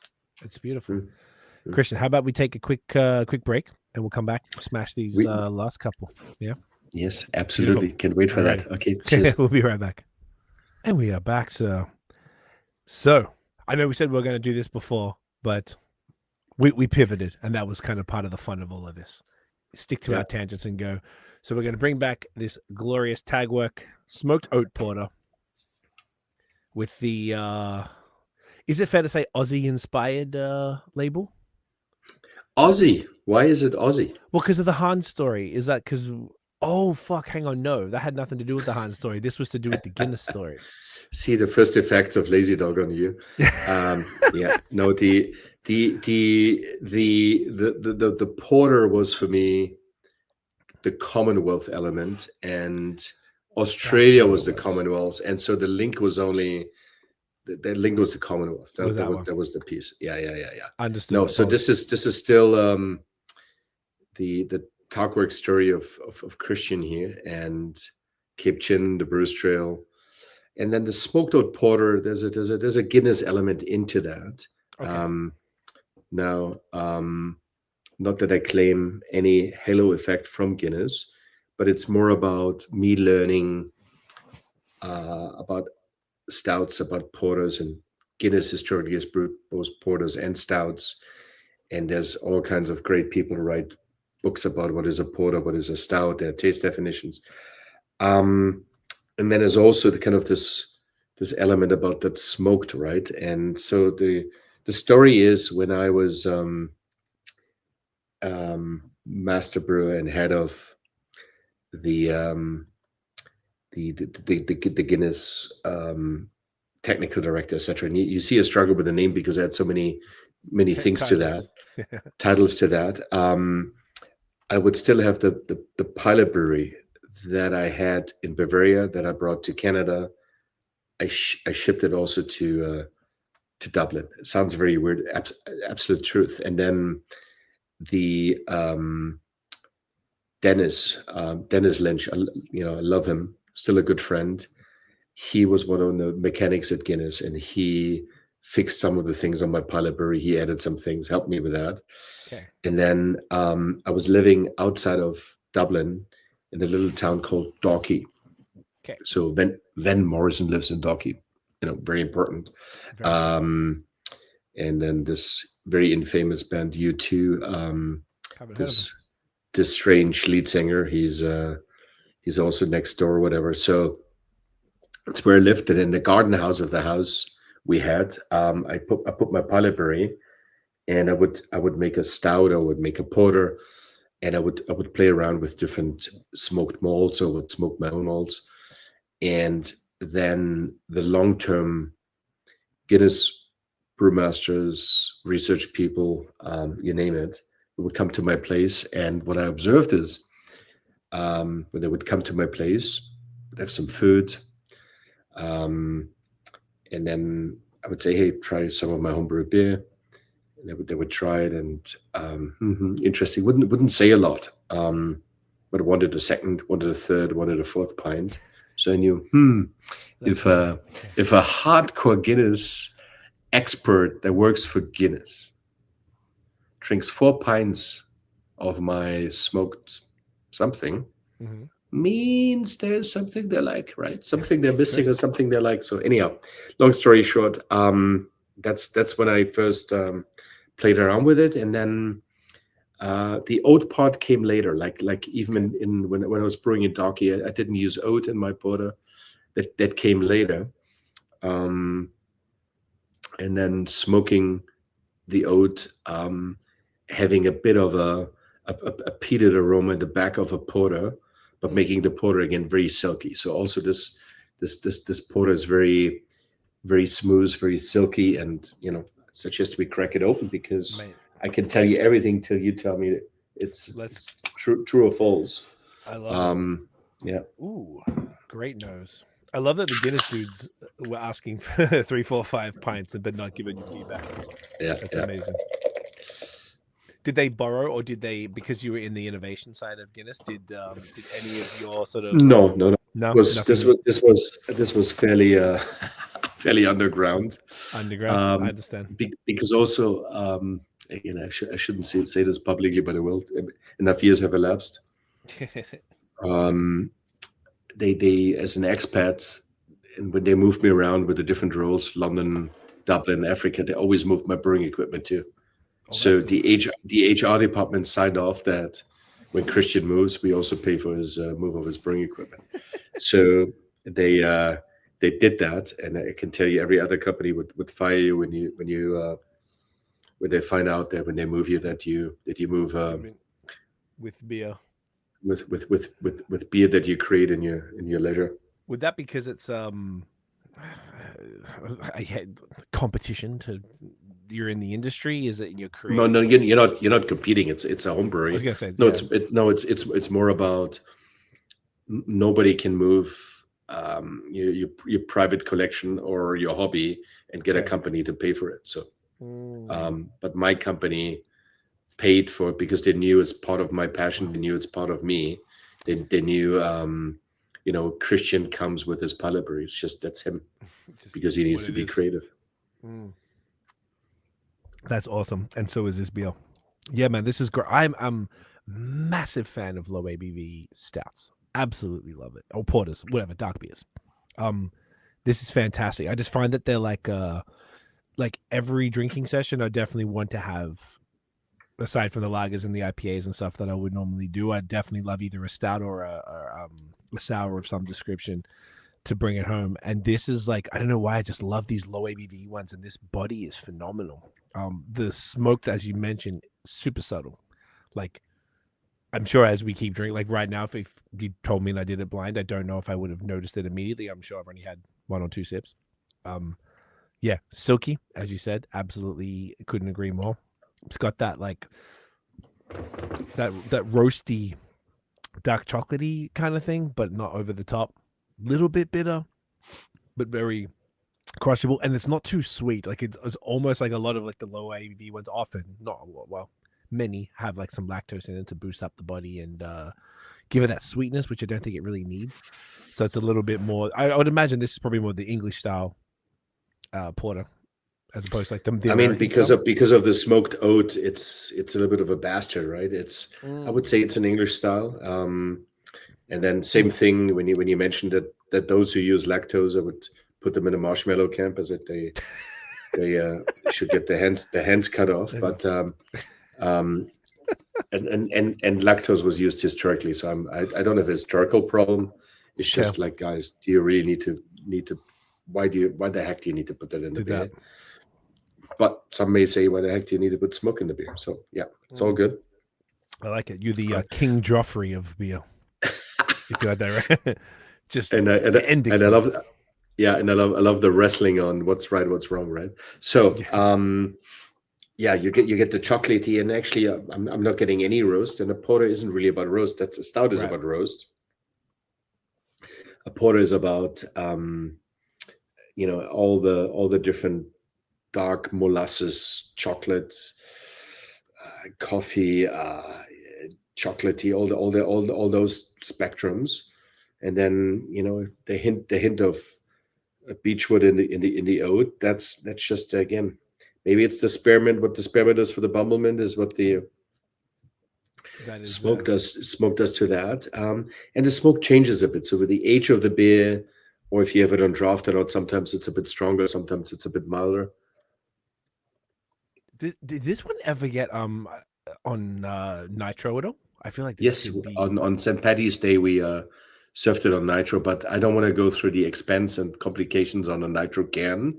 Yeah, it's probably so we only do it for St. Paddy's Day on in a draft, but actually it would be nice year round. But then, to be honest, the full taste sensation would come with going a bit more chocolatey and a bit more body. And because I love my dry beers, because of the German Bekömmlichkeit, you know what Bekömmlichkeit is? How good you feel when you drink it. Oh, okay. It's the Fahrvergnügen of drinkability. Right. To put some Olympic Audi rings on this one. I would decide it slightly different if it would be permanent on nitro. Okay. But this way, again, believe it or not, year round and no seasonality. So it's not that a porter or stout can only be consumed when it's raining and you're in a pub. Even in the summer, we sell the same amount in the summer as we sell in other seasons. Why? Because it's dry. Why? Because there's no lactose in it. Why? Because it's beautifully balanced and it's silky. Agreed. Yeah, so silky. That's what I'm really I'm getting a lot here. A little bit of like coffee as well. Like instead of like the bitterness is like an espresso bitterness, but it's not aggressive or over the top. It's it's extremely smooth. This is 5.8 as well, so it's sort of it's like between 5 and 6, or 4.5 and 6 maybe for this type of style. I would probably see the most of. This is it's got just the right amount, and you're right. Like if it had any more sweetness, it would be a little much, whether it's lactose or like you mentioned, if you're going to ramp it up because nitro brings it down. Yeah, I guess it's almost a different beer then, isn't it? Like if you had to change the recipe too much. Yeah, no, correct. So I think one of the beers I will brew will be an imperial stout or Russian imperial stout, and that I was going to put on nitro, where I put in a lot more complexity. Yeah. Now I have to tell you, every other year we brew an ice bock, and that Is that Ransom Note? Yes. Remember I told you my friend who texted me about your stuff. When I went to the bathroom, I was like, "Yeah, man, I'm doing the pod with Christian now. He's a champion. It's great." And he's like, "Holy fuck, he's a legend." This is what he said. And he sent me a screenshot of Untapped, and it's Ransom Note 2. And he's like, "I've been searching for Ransom Note 2 ever since I had it. It was the greatest beer he ever did, in my opinion." So it's very interesting you brought that up without me. So he's losing his mind just even thinking about that beer right now, which is so who's that? Is it somebody? Yeah, his name's Dan De La Plante. Okay, so I don't know him, but listen, tell Dan that I have a few bottles of Ransom Note 2 in perfect shape, and if he comes to Paris, I drink it with him. Is he too far away? Which planet is he on? He's in Hamilton. He's like less than 5 minutes from me. I've been to you pack him in, and I crack open a bottle that officially doesn't exist, and we have some Ransom Note together. Told him. Okay. Yep, done. Told him. Boom. Good. I'll and I tell you, I have a bit of a goosebumps because I think it is one of the best beers we ever had. I think the anniversary 1 and 2 that we did, and Ken Edgar and I, we always talk about it, where we use our wet hop, so the unkilned hops from the farm, and a kind of wheat bock type of a base. And we every year we do a version of it, but year 1 and year 2, and I still have some bottles, but they have developed a bit of a haze, but I think the taste is still brilliant. Okay. Is maybe the best beer I ever brewed, the best beer that we as Paris Brewing ever did, because it is unbelievable. But I haven't opened a bottle lately, and the only thing is, beers that are X years old, obviously the protein and the polyphenols flock out, so you have visually some floaters, so they're just visually not as aesthetic, but the taste may still be there. But I only have like 3-4 bottles left, and it was a beer where I would go to the knees and say, "Oh my god, est, that's it. What the fuck? This is unbelievable." Same thing with Ransom Note 2. So the fact that he said it's maybe the best beer ever brewed, I think he must be a pretty good taster, because it's maybe true. Notwithstanding that, obviously today we tasted amazing beers, but it's definitely one where whatever. And out of that, we did 1,000 liters, and we only bottled 300 because we lost 700 liters making the beer to what it is. Wow. Because the ice box, correctly, it's frozen or something, right? Yeah. And then it's sort of like dripped out. Like you drip out the real, like you're removing a bunch of the water via the freezing process, and then taking out that kind of pureness. Correct. And so we have a old fooder from Halcyon Brewery, which was part of BAOS Brewery. I recall Bryce. Bryce? Yes, Bryce. Yep. Bryce. Yep.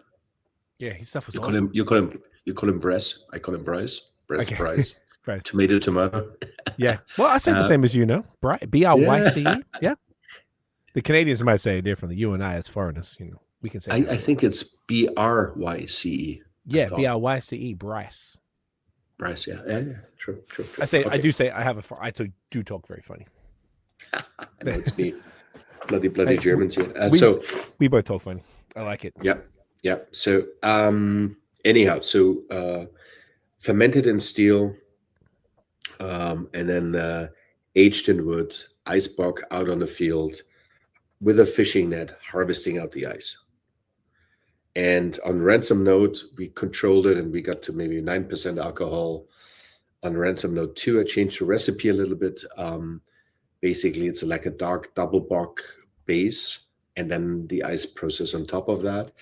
And then we didn't pay attention, and we kept on fishing ice till it was pure chocolate liquid. And we won best of show at one of the was it the Ontario Brewing Awards? Yeah, we had, this was like one of our best award things. It was at Niagara College 3 years ago, whatever. and we won 7 medals plus best of show. So it was like we creamed it, we cleaned it up, and the cherry on the cake, the cherry on the marshmallow was the ransom note. Is that the episode name? Cherry on the marshmallow? I'll write it down. Yeah, that's good. I wouldn't do that. I wouldn't do that to you, but I'll write it down just for lulz. So when I see it later, I'll be like, oh yeah. I'll be writing down every time you say some gems. You've been dropping tons of different cool names that could possibly be, but cherry on the marshmallow has to go on the list. Yeah, no, it's so good. That's good. Yeah, I tell you one of the beer names we haven't given yet, and I shouldn't share it because then others can grab it, but I'm going to do it anyway. Is Trees on Mars. Ooh. What do you think? Trees on Mars. So I know the beer that are going to do that, but Trees on Mars is a sick name. That'd be a cool label too. Yeah. Yeah. Would can you hint the style that it might be? We do this when we do an episode again, because we're not even half through my brewing career, and we're not even we need a follow-up. we often do. I love doing follow-ups. They're the best. Yeah. Trees on Mars is a sick name. I like that a lot. Do you have like a running, like note of just beer names? Yes, I have, and that I have at least 3 more that are as good as Trees on Mars. I like that. And so I usually use my iPhone and my notes thingy there, and whenever I have a spark or an idea, I put it down, and sometimes it's a phrase, sometimes it's a feeling. And I put it down. So the only dilemma is that sometimes it's 2, 3, 4 words. Doesn't work, right? You need 3 is already Trees on Mars. Okay, that's 3.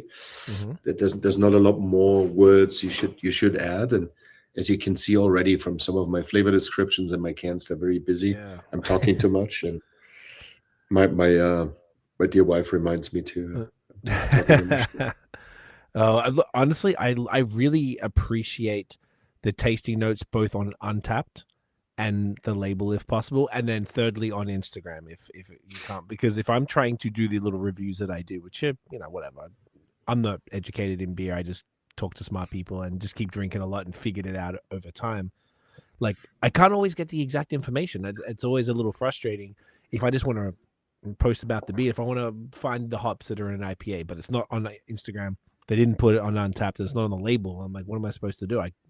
How much time do I have to go to search for it? So I personally, and you were mentioning earlier about you see the way people write on Untapped. So I do it separately, but the people who write on Untapped also probably would appreciate it. So I don't think it's a bad thing at all, man. I think people want to know what the person who made the product puts in it and wants you to think about, wants you to know about it. I don't think there's you could have way more. Like, I feel like it's actually quite restrained. Like, even if you look at the smoked oat porter, you just tap that. Like, that's, I don't know, 2 sentences. Yep.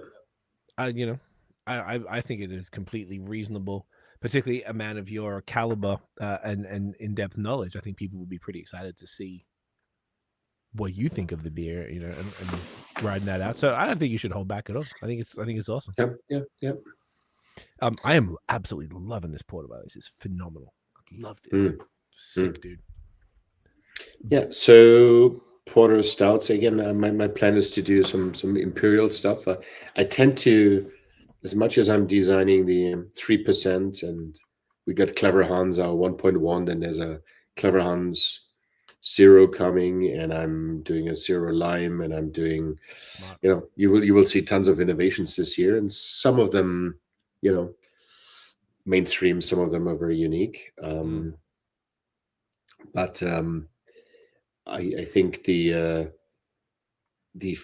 interesting thing for me is, and I would have not expected that, is that you can have a dark beer, or you can have a porter or a stout. You can have, they're way less seasonal these days. Right. It's not that you only can handle a beer when there's a certain temperature or a certain star moon constellation. Mm-hmm. And in a certain way, I take positive energy out of it, and saying, this is the beer is so good it overcomes the wrong weather. So it's not weather depending, because we know, hey, beer sells best when the sun shines. But if you have a beer style that sells either way, then it means something, right? It means it does something. What do you why do you think this style sells so well year round, particularly being that like a low ABV stout or porter typically is a fall through winter maybe and wraps up in spring type of style? Like why do you have any sort of gauge as to like why it's year round and why it works all the time? I think when you look at the first impression, right? I think it's a bit intriguing. It's more arty.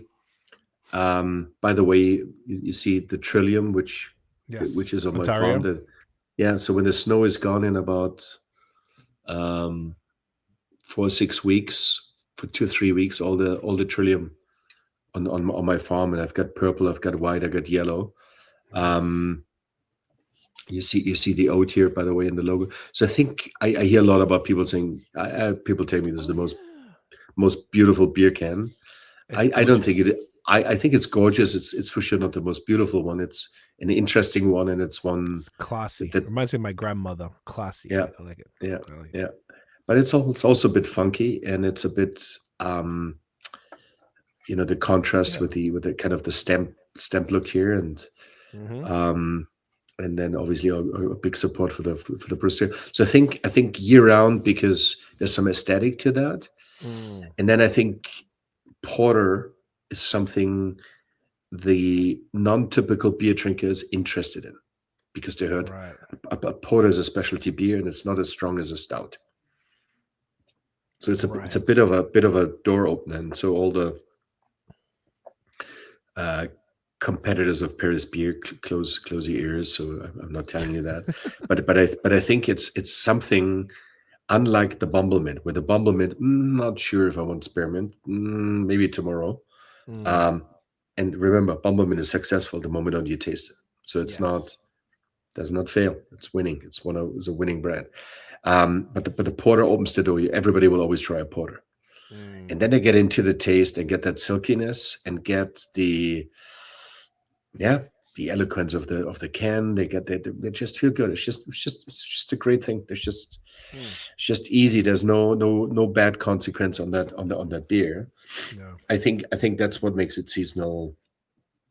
All season, all weather, 4-season cottage. I think that's why.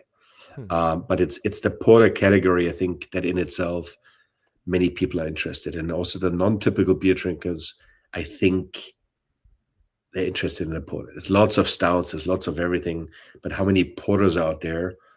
And then how many porters with a twist like ours with a being smoked? Yeah, no, that's great. The only thing that's missing really is just marshmallow, I think. Yep, the marshmallow is missing. Lots of marshmallows for sure. But you know what? If I will do the imperial whatever, I can be talked into chocolate nibs. So that's as far as I go. I respect it.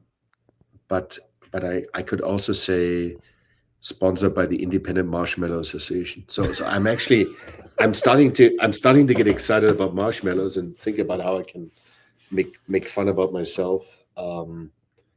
Christian Fun Marshmallow or something like that. Maybe I need to change my signature for that one. So just for that one. Yeah, just for the actually. Yeah. Okay, we should do something there. I was gonna say, because we can make it a collab, and then you can blame me. Yes. Yeah, I'll be the marshmallow fall guy. It's no problem. Yes. I'll take that one for the team.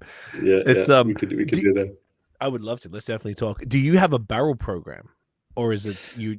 I do actually. I was just standing in front of the barrels this morning. So we have about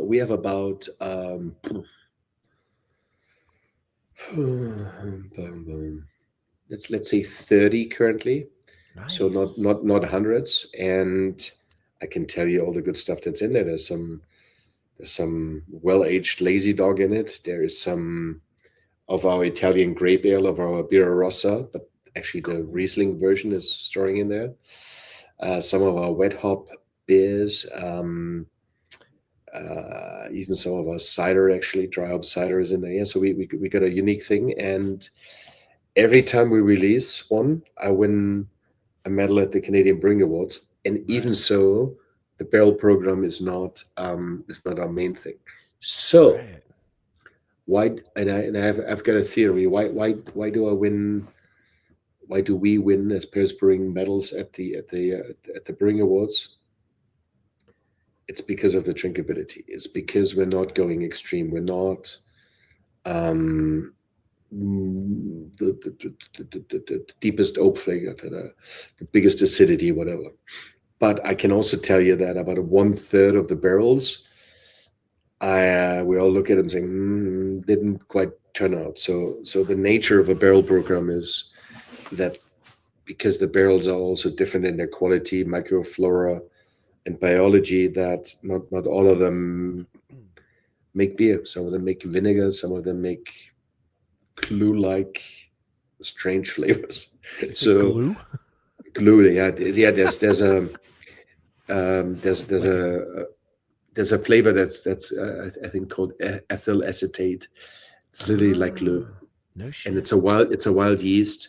It makes your beer taste, and it's very prominent in the wine industry. You can take a whole barrel of wine and make it undrinkable. It's a wild yeast. So I have at least 2-3 barrels with a wild yeast in it. So there's gambling, and everybody that has a barrel program knows that. So it's nothing new. Mm-hmm. But then when we do it, and when we make concoctions, people love it. So. But it's not the main focus anymore. Actually, I want to restructure a barrel program and stick with the wet hops. So the different hop varieties, put them in barrels, and our strong green hop, wet hop beers, and have that. So rather than doing a lot of other things, that's I think the way we're gonna go. And the same thing on our Italian grape ale that will also see the barrel still.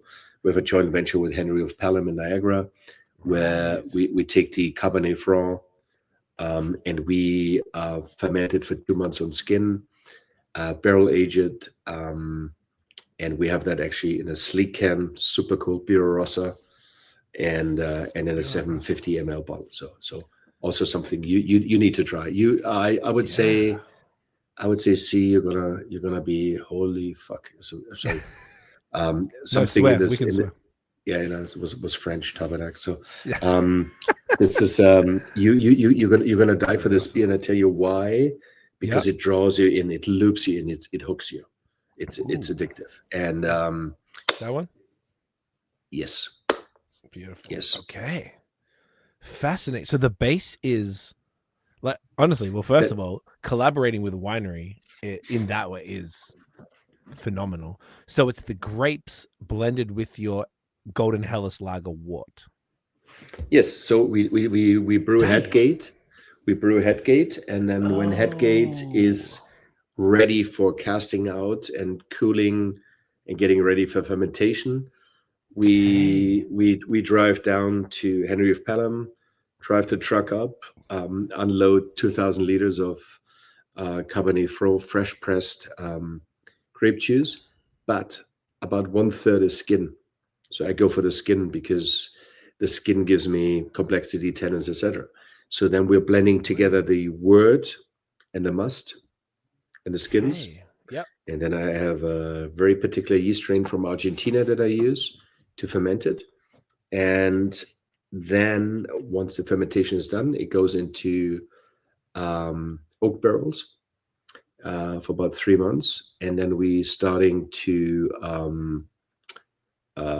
condition it, bottle it, and then we have Bière Rossa. Right. Does the wine skins go in the barrel, or that's just the beforehand part, and then the? It's the before. Some make it over, but I would say 95% only stay in primary fermentation. But usually, when you make red wine or when you make Cabernet Franc, you have hours or days, and I keep it for about 3 to 4 weeks.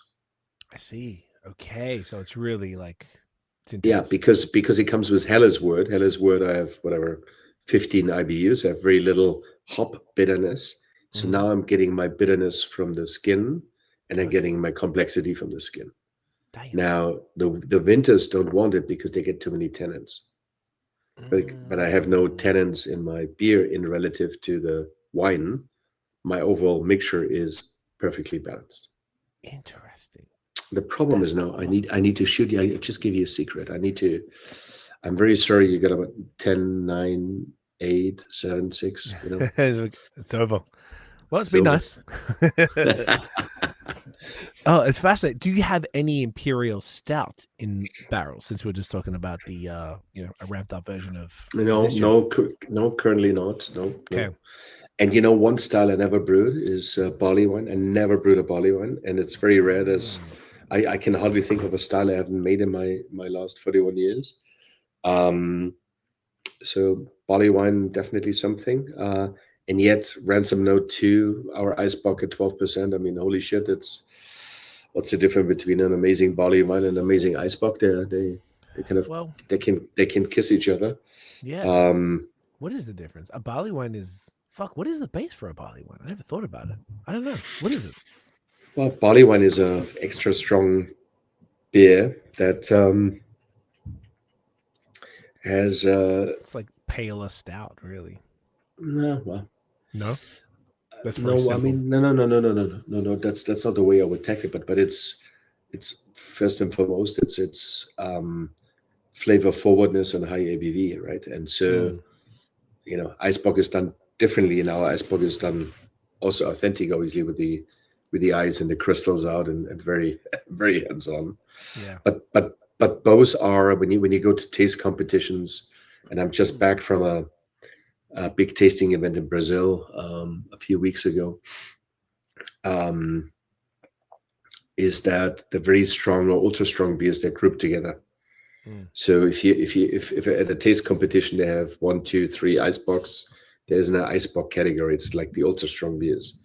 So in the end, you have a barley wine, you have the ultra strong beers, the Ice Bocks, all competing for medals. So even so, they're all in different categories. They're still all on the ultra strong, and ultimately the medal is then for the most or the best ultra strong beer, and it happens to be an Ice Bock or barley wine or imperial stout or you name it. So weird that they don't separate that though, because I feel like they're popular and established enough that all three should have their own category. No. Yeah. Well, they shoulda, woulda, coulda. Yeah. So okay. yeah. Hey, we have got one more beer to go here. Let's do it. Yeah. Let's do it. I am Let's ready. Bring it on. Barnyard Bully. Sorry, go ahead. Is this an American style IPA or a New England? England, the English. English IPA, not New England, regular England. Old England, perhaps. United Kingdom one. Okay. That is okay, traditionally, because this is it's 6%. What?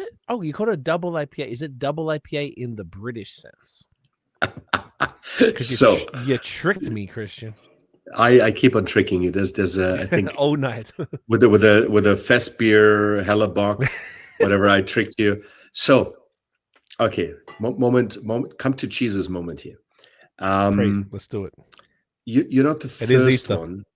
You're not the first one saying double IPA and only 6%. So yes, arguably we are on the fringe of being a double IPA, but we're not calling it a double IPA because we want to lift ourselves into the space of double IPA one way or the other. The point is, it's stronger than a classic IPA. Okay. And maybe we should call it not double but 1.5 IPA because we're only at 6%. But here comes the thing. So 6% on a strong beer means you can be 7% ABV because it's a strong beer by Ontario law and labeling law, etc. A 1% variance is allowed. So the reality is we're above 6. And then also when you look at the IBUs, you say, okay, 40 IBUs, that's not enough. the flavor perception of 40 IBUs and 60 IBUs, depending on the hops, is identical. So the reality is it doesn't fit in the IPA category, and it may be on the fringe on the double IPA, but it's more double IPA than it is an IPA. And that's the dilemma on some of the beers that you brew. You may be between cutoffs. But again, when we first brought this out, again, 1 gold on this one immediately. And I thought, hey, German lager brewer, right? That's all he knows. He will never win a medal in IPA. So, but bottom line, forget all what I just said. The key thing is it's malty and hoppy. Gotcha. Where today's IPAs are hoppy, and then you get your different styles: East Coast, West Coast, you name it, Coast, New England, and whatever other excitement you need to put on. So think even simpler, right? Some just want the hops to be with a multi-body, with sitting on a different platform. Okay. And while everybody else does blonde IPAs, use the same hops, whatever, there's no fucking hops in it here that everybody else is using. No Citra, no Mosaic, none of the proprietary hops. It's all Paris hops, and it's got a multi-body, and we're winning medals with it, so cannot be that bad. But it's fulfilling the satisfaction for those, I guess, who want maltiness. And when you look at the classic English IPAs, now they had different hops. Let's also be very clear. There's no fuggle whatsoever in here. Some of our hops may have some heritage linkage, but our climate is very different. So I'm not pretending whatsoever that I have a British notes here, but the malt base is British. The malt body is British, and it's maybe in a certain way more authentic, more historical of an IPA than some others. So, but we didn't brew this for politics or for history, whatever. We wanted to brew an awesome, stronger IPA, and then obviously the Barnyard Bully, which I think is a lovely little bird. And the Barnyard Bully is a guy bully is never good, but the bully means it's stronger, right? So it's bullying the softer, the nicer chickens and roosters out here, and hence the Barnyard Bully. We're farmers and brewers, so that's the link there. Gotcha. And we love malt as much as we do the hops. So where everybody else either uses Mosaic, Citra, and Amarillo, or Amarillo, Mosaic, and Citra, or the other way around, or El Dorado and whatever, we use only our hops and throw in more malt and make it a bit stronger and call it what we call it. Hell yeah. And hell yeah, amen to that. Let's do it. According to this, so there's Cascade and Centennial Paris hops. Is that correct, sir? Yeah. Love it. Oh, that's bright. That's great. Okay, I see what you mean. Yeah, it's like kind of like a caramel IPA. Look at that Cascade. My gosh, gorgeous. Look at this color. Hard to do with the camera. Ooh, that's nice. I haven't had, like, obviously, I don't know, back in when once again, I feel silly saying this to someone like you, but, in 2011, when I was really moved to Canada in 2010 and learning about beer and stuff, a lot of the IPAs that were around were British style IPAs. So like that was what it was. And then I think around that time, a lot of the Ontario breweries started brewing American, Mad Tom from Muskoka and things like that. Yeah. So that was when that was like if you recall, the IBU war era, where everyone wants to strip your tongue and all of that. So this is fascinating, even just smelling this, like, oh, it's so nostalgic. Like, it's just like this caramel malt with the eclectic, Centennial Cascade, Pacific Northwest hops, even though they're from Paris, but that vibe. Yeah. It just works so well. It smells amazing. Yeah, I love this beer. I don't drink it often enough. No. And then you get this nice reddish hue through it, that nice copper. And I'm very, very happy for us making this beer, and it's again, Wow. it's different. That's awesome, man. It's different, Mm. but it's if you haven't had this before, it's different. If you haven't had it in a while, it's nostalgic, I guess. So this is bringing back like this. Yeah, I just feel like there were so many beers in the earlier days my earlier days that were familiar with this. I imagine you said 41 years ago you were brewing. If you thought of an India Pale Ale, this is what you would have gotten unless you're in America and the fucking Yep. when was Sierra Nevada? Like was it the 80s or something like Mhm. that for Sierra Nevada Mhm. Pale Ale? And even then, that would have been a cult beer. That wouldn't have been like widely available until much later, I Yep. imagine. So this would have been, if you asked for an IPA, this is what you'd be getting for quite some time. Yep. Fascinating. Now, just a year rounder as well? Year round. Yeah. Good. What's the response? Like, how do people respond I'm just even thinking in 2026, how do people respond to this style where there'd be some more OGs who would know what's up and either would continue to drink things like this if they can get them, or be very, very happy to find something again. And then the flip side would be people who they hear IPA and they're expecting one of two things. And this is the third thing that they wouldn't be expecting. How do people typically respond to this one? Not sure how to answer it. It's interesting enough. They give us permission through the name, through the can, through the fact that it's a double IPA to be who we are. So we don't have to justify it. They try it, they like it, Mm-hmm. they go for it. That's kind of the short story. So it's an easy door opener, because somehow we're, I think, visually attractive. There's a story, so they give you the try, and they're saying, "Hey, this isn't like what we usually drink." And there's people like you and me saying, "Yeah, there's a bit more of a English style, you name it." And it's actually you taste the strength, right? And you taste the pleasant bitterness. And hey, this is all Paris hops, yeah. Mm-hmm. All of them. So Cascade Centennial. Yeah. And you get this malty note, and it's just pleasant, and it's a bit stronger. It's like, hey, I feel good. So it becomes like an easy sell in that sense. Yeah. I love it. It's fascinating, and it's the thing that's fascinating mostly to me is the way that the hops I would describe once again this Cascade Centennial. So it's lots of like orange pith, pine, those kind of flavors that work so well in like an American IPA or West Coast IPA base, with the caramel malts, which are arguably more sweeter than say more Pilsner malts and the clearer type of IPAs. It just works so well. There's a way that this meshes that like is I was gonna say unexpected in the sense of it's been a while since I've had it, and because if you think of IPA in the modern market, this is not what you think of. It's almost, if you look at it, you're like, why would you put those hops in that beer? It doesn't make any sense, but it makes all the sense.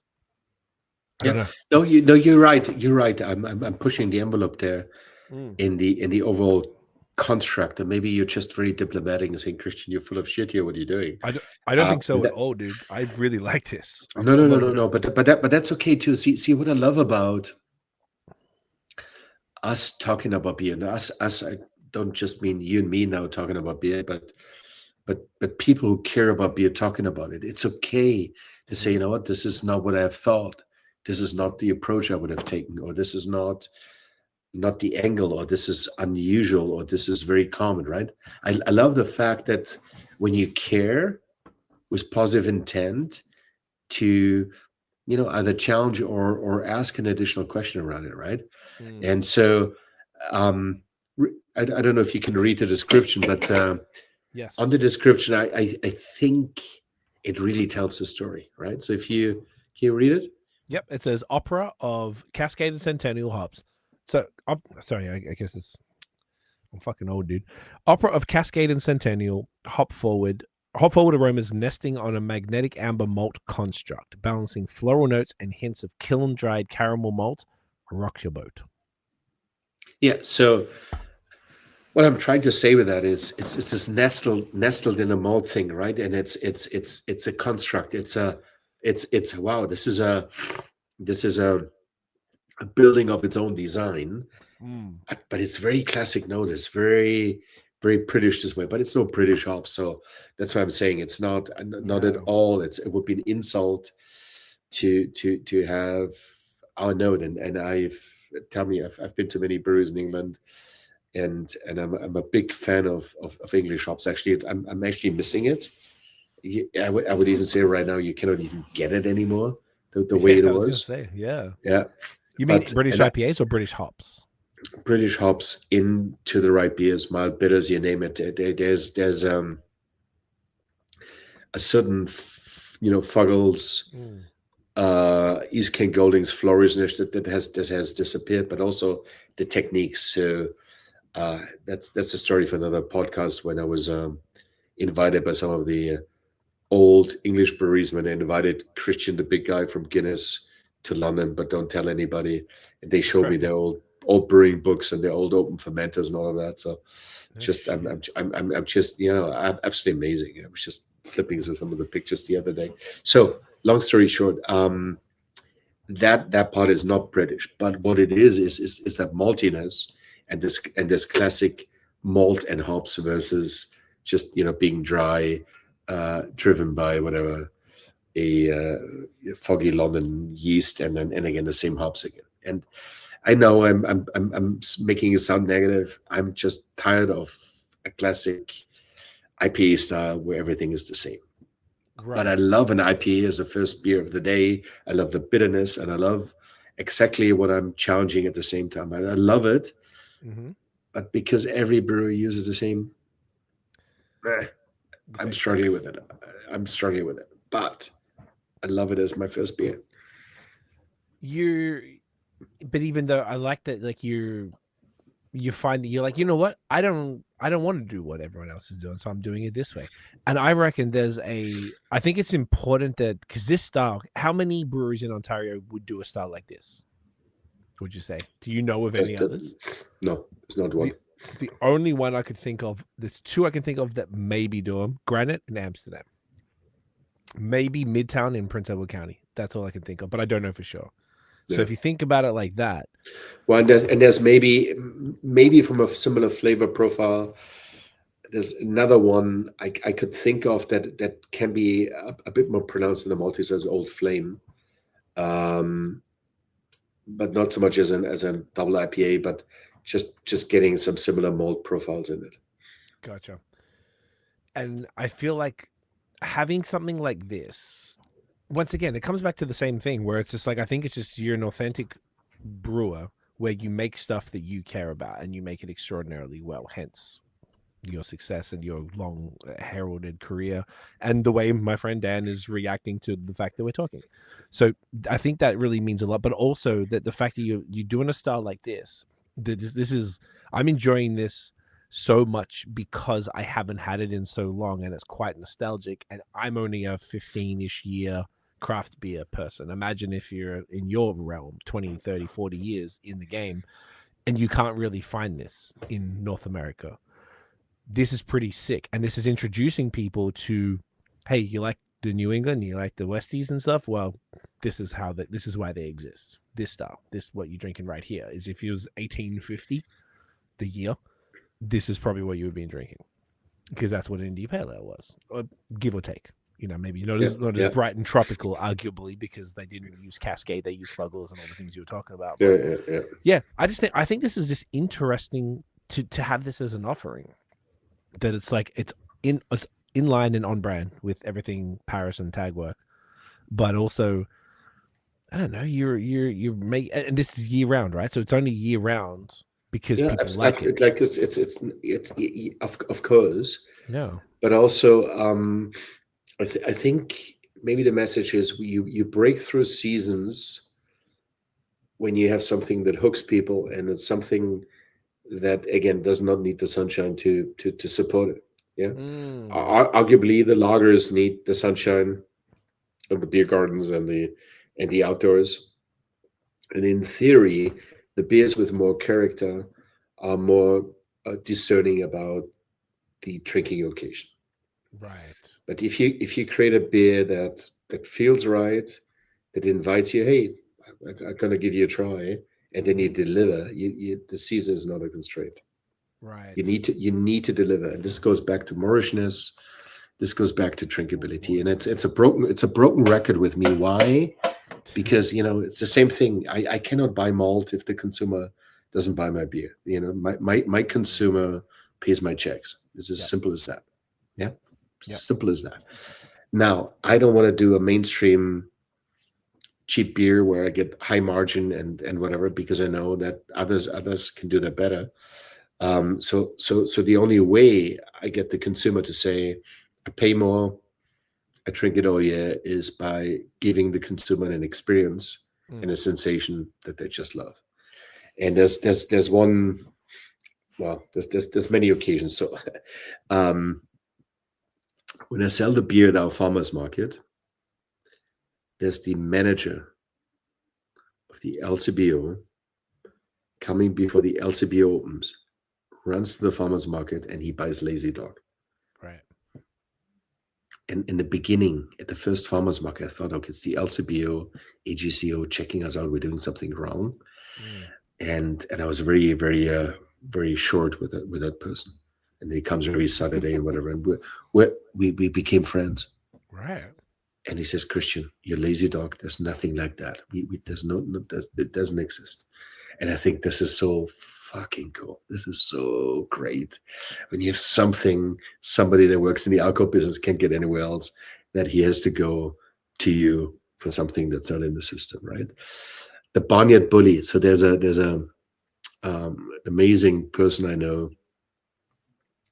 I'm not going to drop her name, and she loves my beers. She's president of an association, and she's a connoisseur, full in life and fully engaged and smart and educated and a leader and whatever. And she has the Lazy Dog.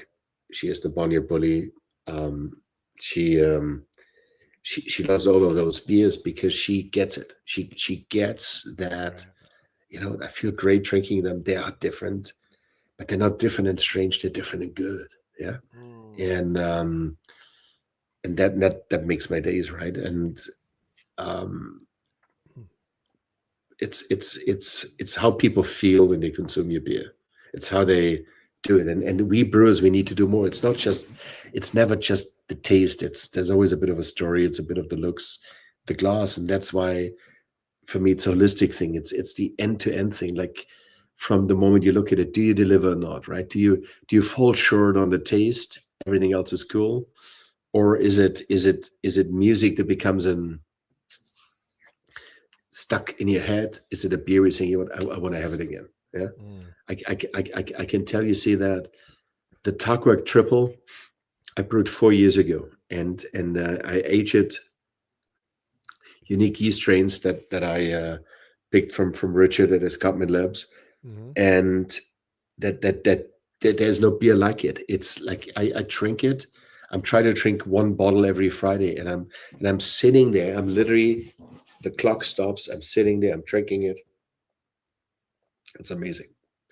It's the complexity, the flavors. I cannot describe it. Yeah? I mean, I can give it its beer description, but it's how I feel about it, and it's also the how I feel about it in context of all the other beers, including a lot of beers that I don't brew, that others brew, that are in there. But there's a depth to that.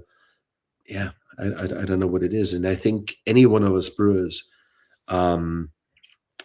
if we can make beers that are either geared towards enjoy, refresh, so call it on the easier side, and then beers that tell amazing stories. It's like a library, like a big library, and you have all these books, and all these amazing beers are books. And then I open up this book and I want to read it again. It's an amazing book, right? So that for me is always what I love us brewers to do, is write these amazing beer books in liquid ink and have so much more to them than just, yeah, it's this, it's that, and it's cool, it's good, but something where say, actually, I want to have another beer this weekend, like a real thing where you say, "What I crave this beer, I crave it, I want it." Liquid Ink. That's a bar. Liquid. That's sick. That's a beer name too. That could be the marshmallow beer name. I'm just saying. Liquid ink on Mars after you cut the trees here, with marshmallows. And then having some marshmallows. I'm never letting that go. No, that's such a cool way to look at it. Like that's what it is. You want to read it again. You want to have it again, as opposed to maybe just having it one time and you feel satiated. You want to. You're trying to brew beers that people come back to because, arguably, I'm insinuating, you're from a culture where people wouldn't even change the brewery.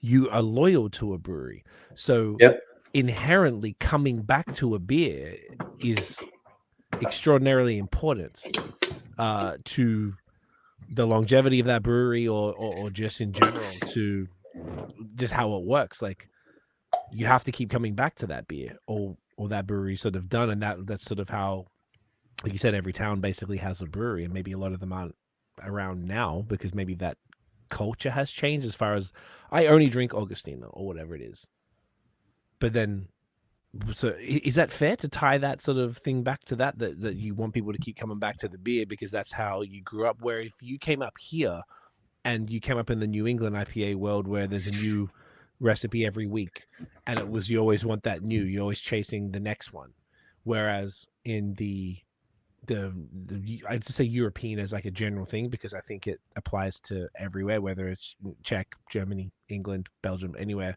where it's sort of like, no, I'm going to drink Chimay every week. I want Chimay Blue. That's what I do. Or I'm going to drink what's that one, that Red Shield one, the British IPAs, or I'm going to drink Augustiner, and that's what I do. So I wonder if it's like, is your interest in creating a beer that is like a Bock Mint that you want to come back to tied to that at all, that early experience of knowing that, like, well, my family, we're a ex-brewery family, and then that next town across, well, they only drink from there, and I don't do that type of thing. That's you triggered a couple nerve centers there. See you. What do I want? I think first and foremost is create the product and let the product in itself deliver as much as possible. So human psychology, human sensory needs the rest of the show, but I want the rest of the show to take it further, but I want the product itself to do the main part. Where many great marketing, tell a great story, the product is good but not great. I want the product to be great or ultra great, but you can only achieve that sometimes with a ransom note or an anniversary ale or all the other great brewers, whatever they have as an equivalent. But I think that's at core. The product must be unbelievable, and then ideally you have the right marketing on top and all of that, and not the other way around. That's kind of that's at the core. And that's not political. This is more about, when you compare with sports, let me win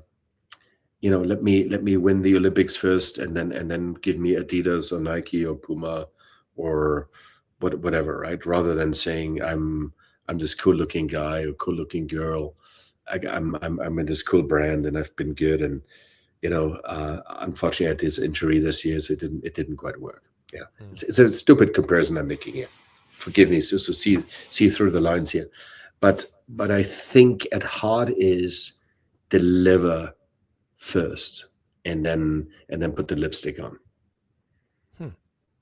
and not start with the lipstick. Maybe music is a better comparison, not sports, where you get this unbelievable, beautiful man, beautiful girl singing like nothing else and shaking what they can shake, and the music is a little bit out of the studio, but you're really excited because he or she is very beautiful. but then the music isn't really satisfying you, right? So I want the music to be, oh my God, and then you see him, her, she, whatever, and then it's just amplified, right? Right. I see what you mean. So it's like people go to, instead of like the packaging being the attractor, it's really like the liquid that you want people to keep coming back for, and I guess not all, and keep coming back for it, as opposed to always wanting to sort of have something different. It's going to be so good that you want it again, as opposed to being, cool, I did that, next. Yeah, but not being naive. You need the marketing, you need the sales, Of you need the course. beautiful label. Of course. And I want that too. And I actually say I have a beautiful label too. But do. but earn your wings first through the liquid bread, and then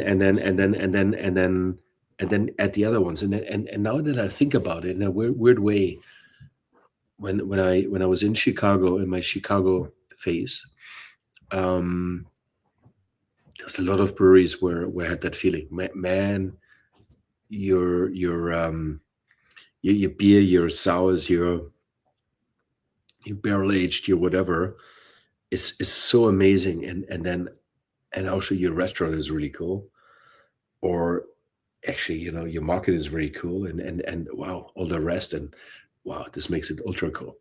But I didn't start off with it's the cool name, it's the cool logo, and the beer is pretty good too. Right. You had to earn that. Yeah, and so when you take yourself out of our industry, in some industry, that's how it starts. You need to earn your performance and your delivery and your customer satisfaction, and then they look at the rest. So Right. listen, there's a lot of deep talk and deep search and deep statements. Remember what I said earlier. Yeah, I'm driven by values. I'm driven by context. Same token, I'm easy about breaking those rules, but if you break them, you have to deliver somewhere else. There has to be raison d'être. There has to be some purpose. There has to be a reason on it. And I mean, a good bread, and if beer is liquid bread, needs to be so tasty that you want to eat it again. So let's focus on delivery of that first. Yeah. Well I don't need a bread in a fancy paper or box if the bread is just chewing gum. Yeah. Right. I need the bread to be good. And then it wakes me up and saying it's got a cool name, pain de quotidien, or whatever it is.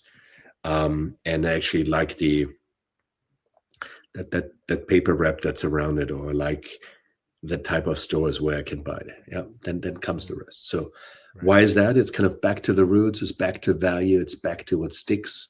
It's also the physical aspect of your body, right?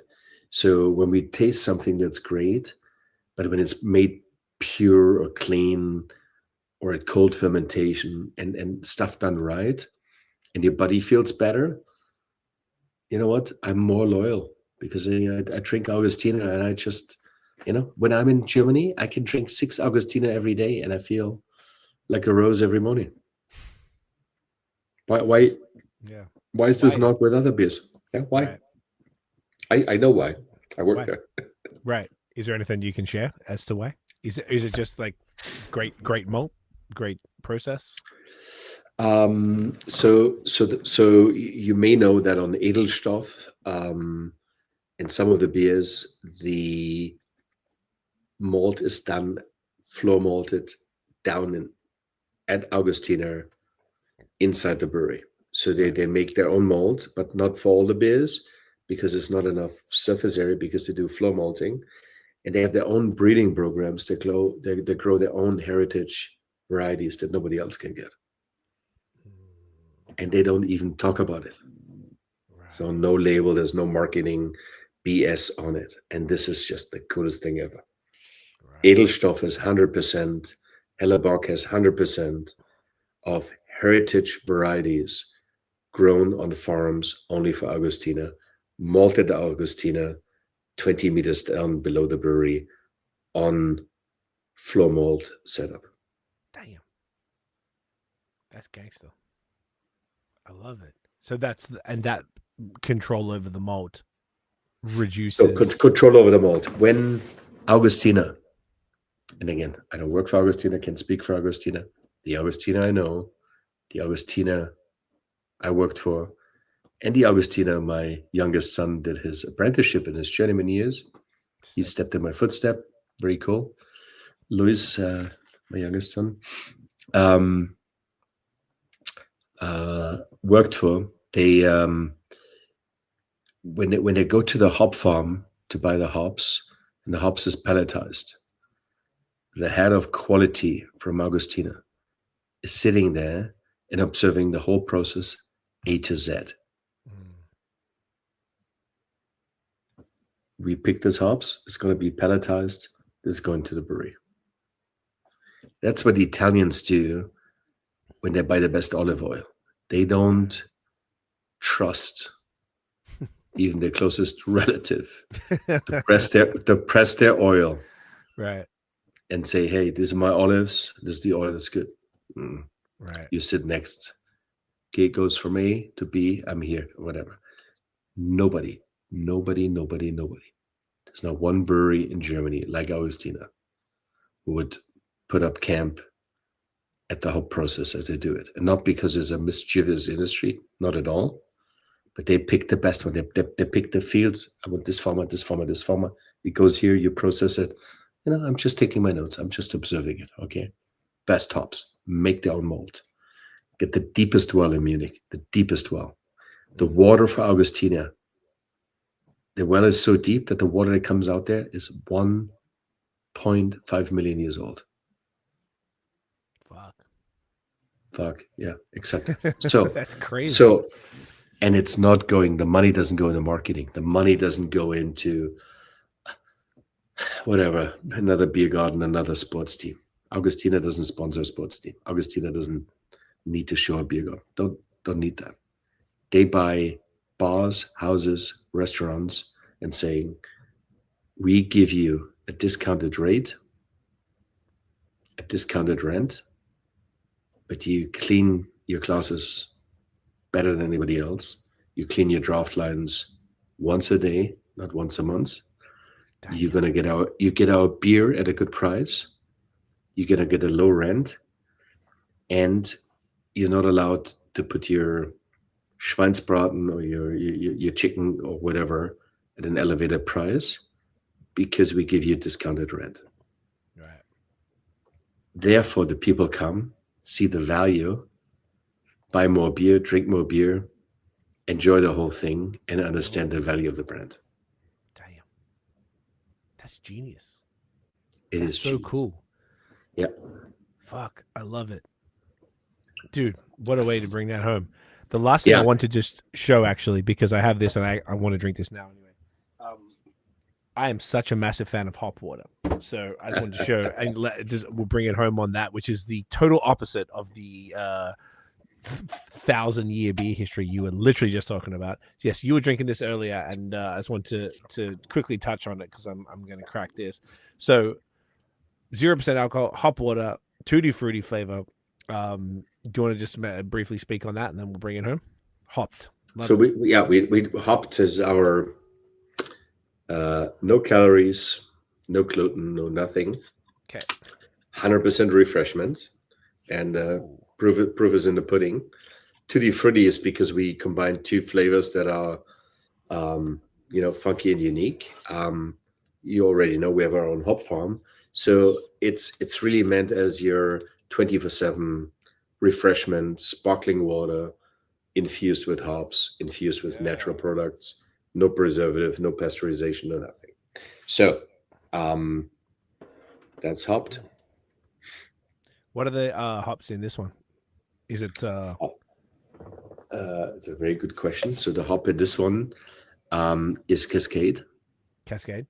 And Cascade we also have in our cider. So Cascade, our Paris Cascade is our most versatile thing for also non-beers, if you want to call it this way, meaning the ciders, etc. Yep. And the main difference is there's hop waters And there's hop waters. There's hop waters that are very hoppy. And the dilemma is if you're only on water, a lot of hops doesn't work. So Right. we keep the hops in a cage, not too much, not too little. And then this is our brewing water. So it's actually brewed with our cold liquor. So that's the water that makes our beer. So, and that's part of the secret here. And now I need to shut up, otherwise I'm giving away too many secrets here. But the whole idea is you drink something that's natural, no guilt, no calories, and something that comes from us. So. Dude, I would drink this every day. I love hop water. This is phenomenal. And that, like, even the Tutti Fruitti, I didn't know what to expect from it, but it's like, is there additional flavors, or it's all from the hops? No, there are additional flavors, but extremely little. Right. And right. I took two natural flavors, and I created them in a way that they will mask each other, and that's why I call it Tutti Frutti, because only a few people can decipher what those flavors are. I'm happy to share with you, not on podcast, but anyway. We can talk off air. We can talk offline. Yeah, we keep it a secret and reveal it to few. No, the whole thing is about, again, same thing as the yin yang of palate refreshment, and the hop water for me is all about refreshment. Where others design hop waters to be a story, no, I don't need a story. It's very simple. Water, hops, natural flavors, no preservatives, and no nothing, but the refreshment. So, and we have people coming to our farmers market with a 5-year-old says, "I want a hop water." You get your hop water, and the dad says, "Well, I got like 2 Barnyard bullies." So it's for the youngsters, and it's for anybody else that just wants refreshment. So if you want to support Michael Bublé, please buy bubbly and support Costco and Michael Bublé. It's a great water. If you want to support Paris Brewing or a small brewing operation, buy hopped, because it tastes better. It's in a similar category. So. I love it. I think it's so sick. Good on you for doing this. This is fantastic. I love it, dude. Christian, man, thank you so much for your time. We've been coming up on 4 hours here. We went in, eh? Crazy. We went in, and we're not even done, and it's good. And we got more. It's fantastic. Yeah. Honestly, bro, I truly, genuinely appreciate your time. This has been a phenomenal conversation, and your history is unlike anybody else I've ever personally spoken to. And thank you for sharing that with us. And the beers are exceptional. Everything that you're doing is fascinating, interesting, yet also classic. And it's just I don't know. I just feel like I didn't realize it was this deep. I had no idea. Like, I knew things were great. I didn't know it was this great. And I think people are going to really appreciate you sharing. I imagine you probably haven't shared all of that, your story and everything, that much. And like you said, no, I have not, because it's not relevant to everybody. Paris. And also, I think what's important for me is, I think brewmasters like me are important, but also, I don't like heroes. I don't like anybody that puts themselves on a special place. Of course, what is unique here is that I have this amazing passion, and I'm around, and I had the great luck that I was able to lead big companies and small companies, and you name it. But I think beer is about connecting, rooting, and drinkability. And if any one of us puts the wrong spin on it, or too much spin on it, or just art, or just drinkability, or just one thing, again, it's all about the harmony. It's making the concoction work. It's making, so many instruments work, being the conductor. And I hope I'm a great conductor. And same token, I'm just a conductor. I'm not the Stradivari. I'm not the person playing the violin. I'm just part of it. And any one of us, if you're a podcaster, if you're a consumer, we're just part of it.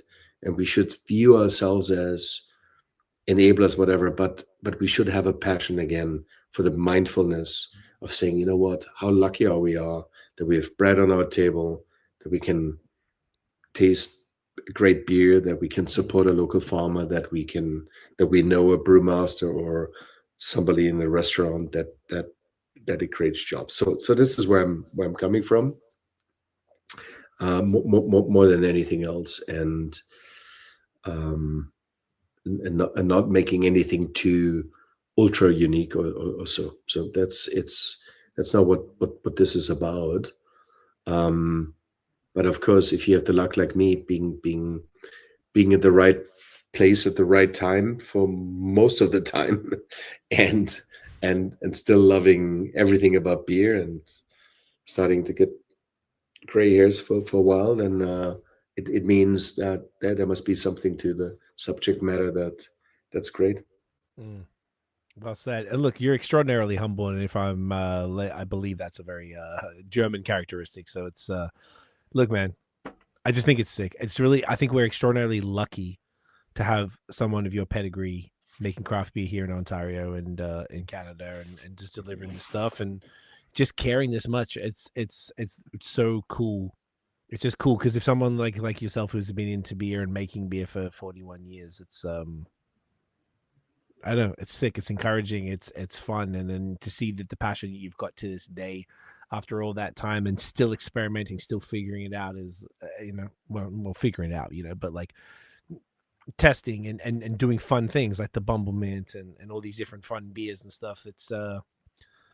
It's wonderful, and I really appreciate you, man. Thank you for spending the time and hanging out tonight. This was a wicked conversation. Like you said, this is part one. We're gonna do this again. So we'll absolutely. And remember, for your friend, the for Dan. ransom note, for Dan, ransom note 2 is waiting. So it is for you, and hope to welcome you. And I'll be there. And I can't wait. I never had a conversation that long about about the beers, and so I'm not sure if I can even go to sleep right now because I'm just all still excited about. Amped up. Well, look, it's Good Friday. Technically, it's a public holiday. Are you guys open tomorrow? Do you have to be up early? Yeah, no, we are open actually tomorrow. This is again what I love. I'm getting up extremely early because I'm brewing a particular beer on Monday that I need to pull the yeast tomorrow. Not me. It's actually Tobias brewing it, but because the team is taking a rest tomorrow, I'm going down there, pulling the yeast to have it ready for Monday and checking on a couple of things. And then I have customers. In this particular customer just ordered last minute, and I'm going to do a hand delivery tomorrow on Easter Friday because they called in and says, Christian, we really need your product. And so it's like, do what you got to do. Do what you got to do. Look at that. That's a real leader right there. Getting their hands dirty. Christian, we'll finish up off air, but dude, thank you so much, man. This has genuinely been, I enjoyed this so much. Where can everybody find Paris Beer in real life and online? parisbrewing.com or Tagwerk Beer will get you to the internet orders. We soon will be in the LCBO, but with headgate only, meaning it's the first beer we're going to get in starting late this month, and farmers markets at the brewery in Paris, and then a variety of outlets. So if you go to our webpage or Tagwerk Beer on Instagram, we have a list of our outlets. Amazing. Buonanotte. Love it. Buonanotte. Hell yeah, let's go. So we'll finish up off air, but Christian, thank you so much, bro. Appreciate you immensely. Folks, thank you. What did I fucking say? Thank you for watching and listening. If you enjoyed the episode, smash 7 beers. Smash the thumbs up. Hit subscribe below. Hit that notification bell so you know when the new drops. Follow us everywhere at BAOS Podcast and check out the long form audio. Give us 5 stars. Spotify, Apple Podcasts. Not for me, goddammit, but for Uncle Christian, for Paris Beer Co. And we'll see you. What's uncle in German? Onkel. Okay, same shit. Is that ONCLE? Okay. Yeah. And remember that the German language comes off the Anglo-Saxon, so it's of course, Germanic, yeah. Of course. Yeah. I've got German ancestry, I hear. So sorry to hear that. Shout out Germany. We'll see you Germans, yeah. I know, gosh, too many of them. We'll see you in the next one, guys. Peace. Okay, cheers.